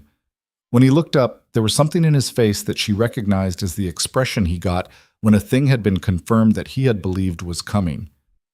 This will take years, he said. Yes, she said. Some of these changes will require approval from the regional packs. The Drevoth family will fight the inheritance amendment specifically. It closes a door for them. I know, she said. We'll do the Marath negotiation approach. Find out what they actually want and build a trade. It will require someone who can argue in the hall and also argue in letters, and also argue at the regional tables, he paused. Someone with no bloodline stake and no family interest and a very specific stubbornness. Yes, she said. He looked at her. "The council," he said, "will object to a human woman sitting in formal legislative." "The council can object in the hall," she said. "Formally, with their names attached to the objection. I find that people's objections have a different quality when their names are attached." Something crossed his face that was becoming, by now, one of her favorite things. The expression that was partly the absence of the thing he was suppressing and partly the presence of what was underneath it. "All right," he said. "All right," she said. "I said all right," he repeated. "We start with the succession codes. We build the case methodically. We use the regional relationships you built in the ceremony preparation." He met her eyes. "We do it properly." She looked at him. "She would have done it this way," Mara said. "Seraphine." "Yes," he said. "She would have. She had a whole plan for it." He was quiet for a moment, the specific quiet she had learned to give space to. "I always intended to help her with it. I ran out of time." "You haven't run out of time," Mara said. He looked at her across the map table in the summer light, with the documents between them and the years of work ahead of them, and the child asleep in the room down the hall. "No," he said. "I haven't." Summer turned. The territories settled into the new shape of things, not fully, not without friction, the resistance of old structures yielding to new weight taking the form it always took. Slowly, unevenly, with periodic reversals that required patience and stubbornness in alternating measure, but settling. In the great fortress hall on a morning when the autumn light was beginning to have its first cold edge, the council sat in formal session to hear the first of the proposed legal amendments. Mara sat at the king's right hand, which was the physical, spatial declaration of her position, the one that could not be misread or reframed by anyone in the room. Some members of the council had their names on formal objections to her presence. The objections were noted, recorded, and set aside. She presented the First Amendment, clear, documented, argued with the methodical precision Vash had taught her, and the specific human directness that no amount of Lycan political training would ever fully smooth out of her, and which she had stopped wanting smoothed out. She answered questions. She held the floor when it was challenged and ceded it gracefully when the challenge was legitimate. It was a long morning. At the break, Vash appeared at her side. Not conspicuously in the way she did things, materializing beside you rather than approaching. "The Marath representative is going to support the inheritance clause," Vash said quietly. "Good," Mara said. "And Call?" "Still undecided, but he's listening." "Then he's persuadable," Mara said. "Undecided and listening is the same as persuadable." Vash was quiet for a moment. Then, "You've learned to think like this place." "I've learned to think about this place," Mara said. "It's not the same thing. I'm still thinking about it from the outside." "The outside has a view that the inside doesn't," Vash said. "That's not a disadvantage." The session resumed. The amendment passed preliminary review. Not final, not binding. The first step of a long process that would take the better part of a year before it became part of the territory's legal structure. But it passed. The council filed out at midday. Mara stayed at the table, consolidating notes, and Fen came with Arlen from wherever they had been during the morning session. He walked in. He walked everywhere now, with that straight, purposeful quality, pausing to inspect things of interest with the combination of caution and confidence that was so specifically his, and found Mara at the table and walked over and climbed onto the bench beside her. He looked at the documents on the table. He looked at her. He said a sound that was not yet a word, but had the clear function of a question. "We're changing the law," she told him, "so that it's ready for you, so that when you're old enough to stand in this hall and govern, it fits who you are." He looked at the documents again, made his decisive sound. "Good," Mara said. "I'm glad you agree." Darian came in from the side door, the door that connected the hall to the corridor he used when he didn't want to come through the main entrance. A habit she had learned meant he was moving between the public self and the private one. He saw Arlen on the bench beside Mara, and the look on his face was the one that had no management in it, the completely unguarded one, the one she had first seen in a way station by a fire 3 seasons and a lifetime ago. He crossed to them. Arlen saw him coming, lifted both arms with the expectation of a creature who has never doubted the arms will be there, and was lifted and settled against his father's chest with the settled quality of center found. Mara gathered her notes. "The amendment passed first review," she said. "I heard," Darian said. "Meredith's position changed. The Northern Corridor. They got what they wanted, so now we're allies on the amendment."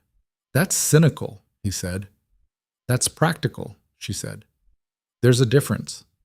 Cynical is when you stop believing the outcome matters. I believe the outcome matters." She looked at him. "That's why we're doing this the long way." He looked at her with the child on his shoulder and the hall behind them and the autumn light in the high windows. "The long way," he said. "Yes," she said. "You've decided you're here for the long way," he said, and it was not a question. She thought about a woman who had sat by a candle 3 days after burying her daughter, listening to a storm, hearing a sound beneath it that didn't belong to the wind. She thought about the decision she had made in a fraction of a second in the dark beneath an old oak tree. The decision that had not felt like a decision had felt like the only thing that was possible, the only thing she could live with. She thought about a king at a doorstep in the snow, asking for terms. She thought about all of it, the whole long chain of choices that were barely choices, that were the inevitable shape of who she was, so stubborn and direct and unable to leave a thing that needed keeping. "Yes," she said, "I have."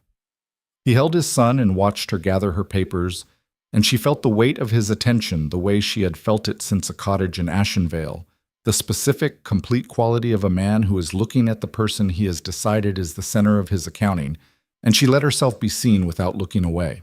They walked out of the hall together, into the autumn corridor, into the long work of the years ahead, the laws and the codes and the regional negotiations, and the child walking between them who would grow into something this world had not yet made room for, and who would make the room himself, because he had been raised by people who knew that the room was made by those who refused to stop requiring it. The strongholds settled around them. The territories breathed.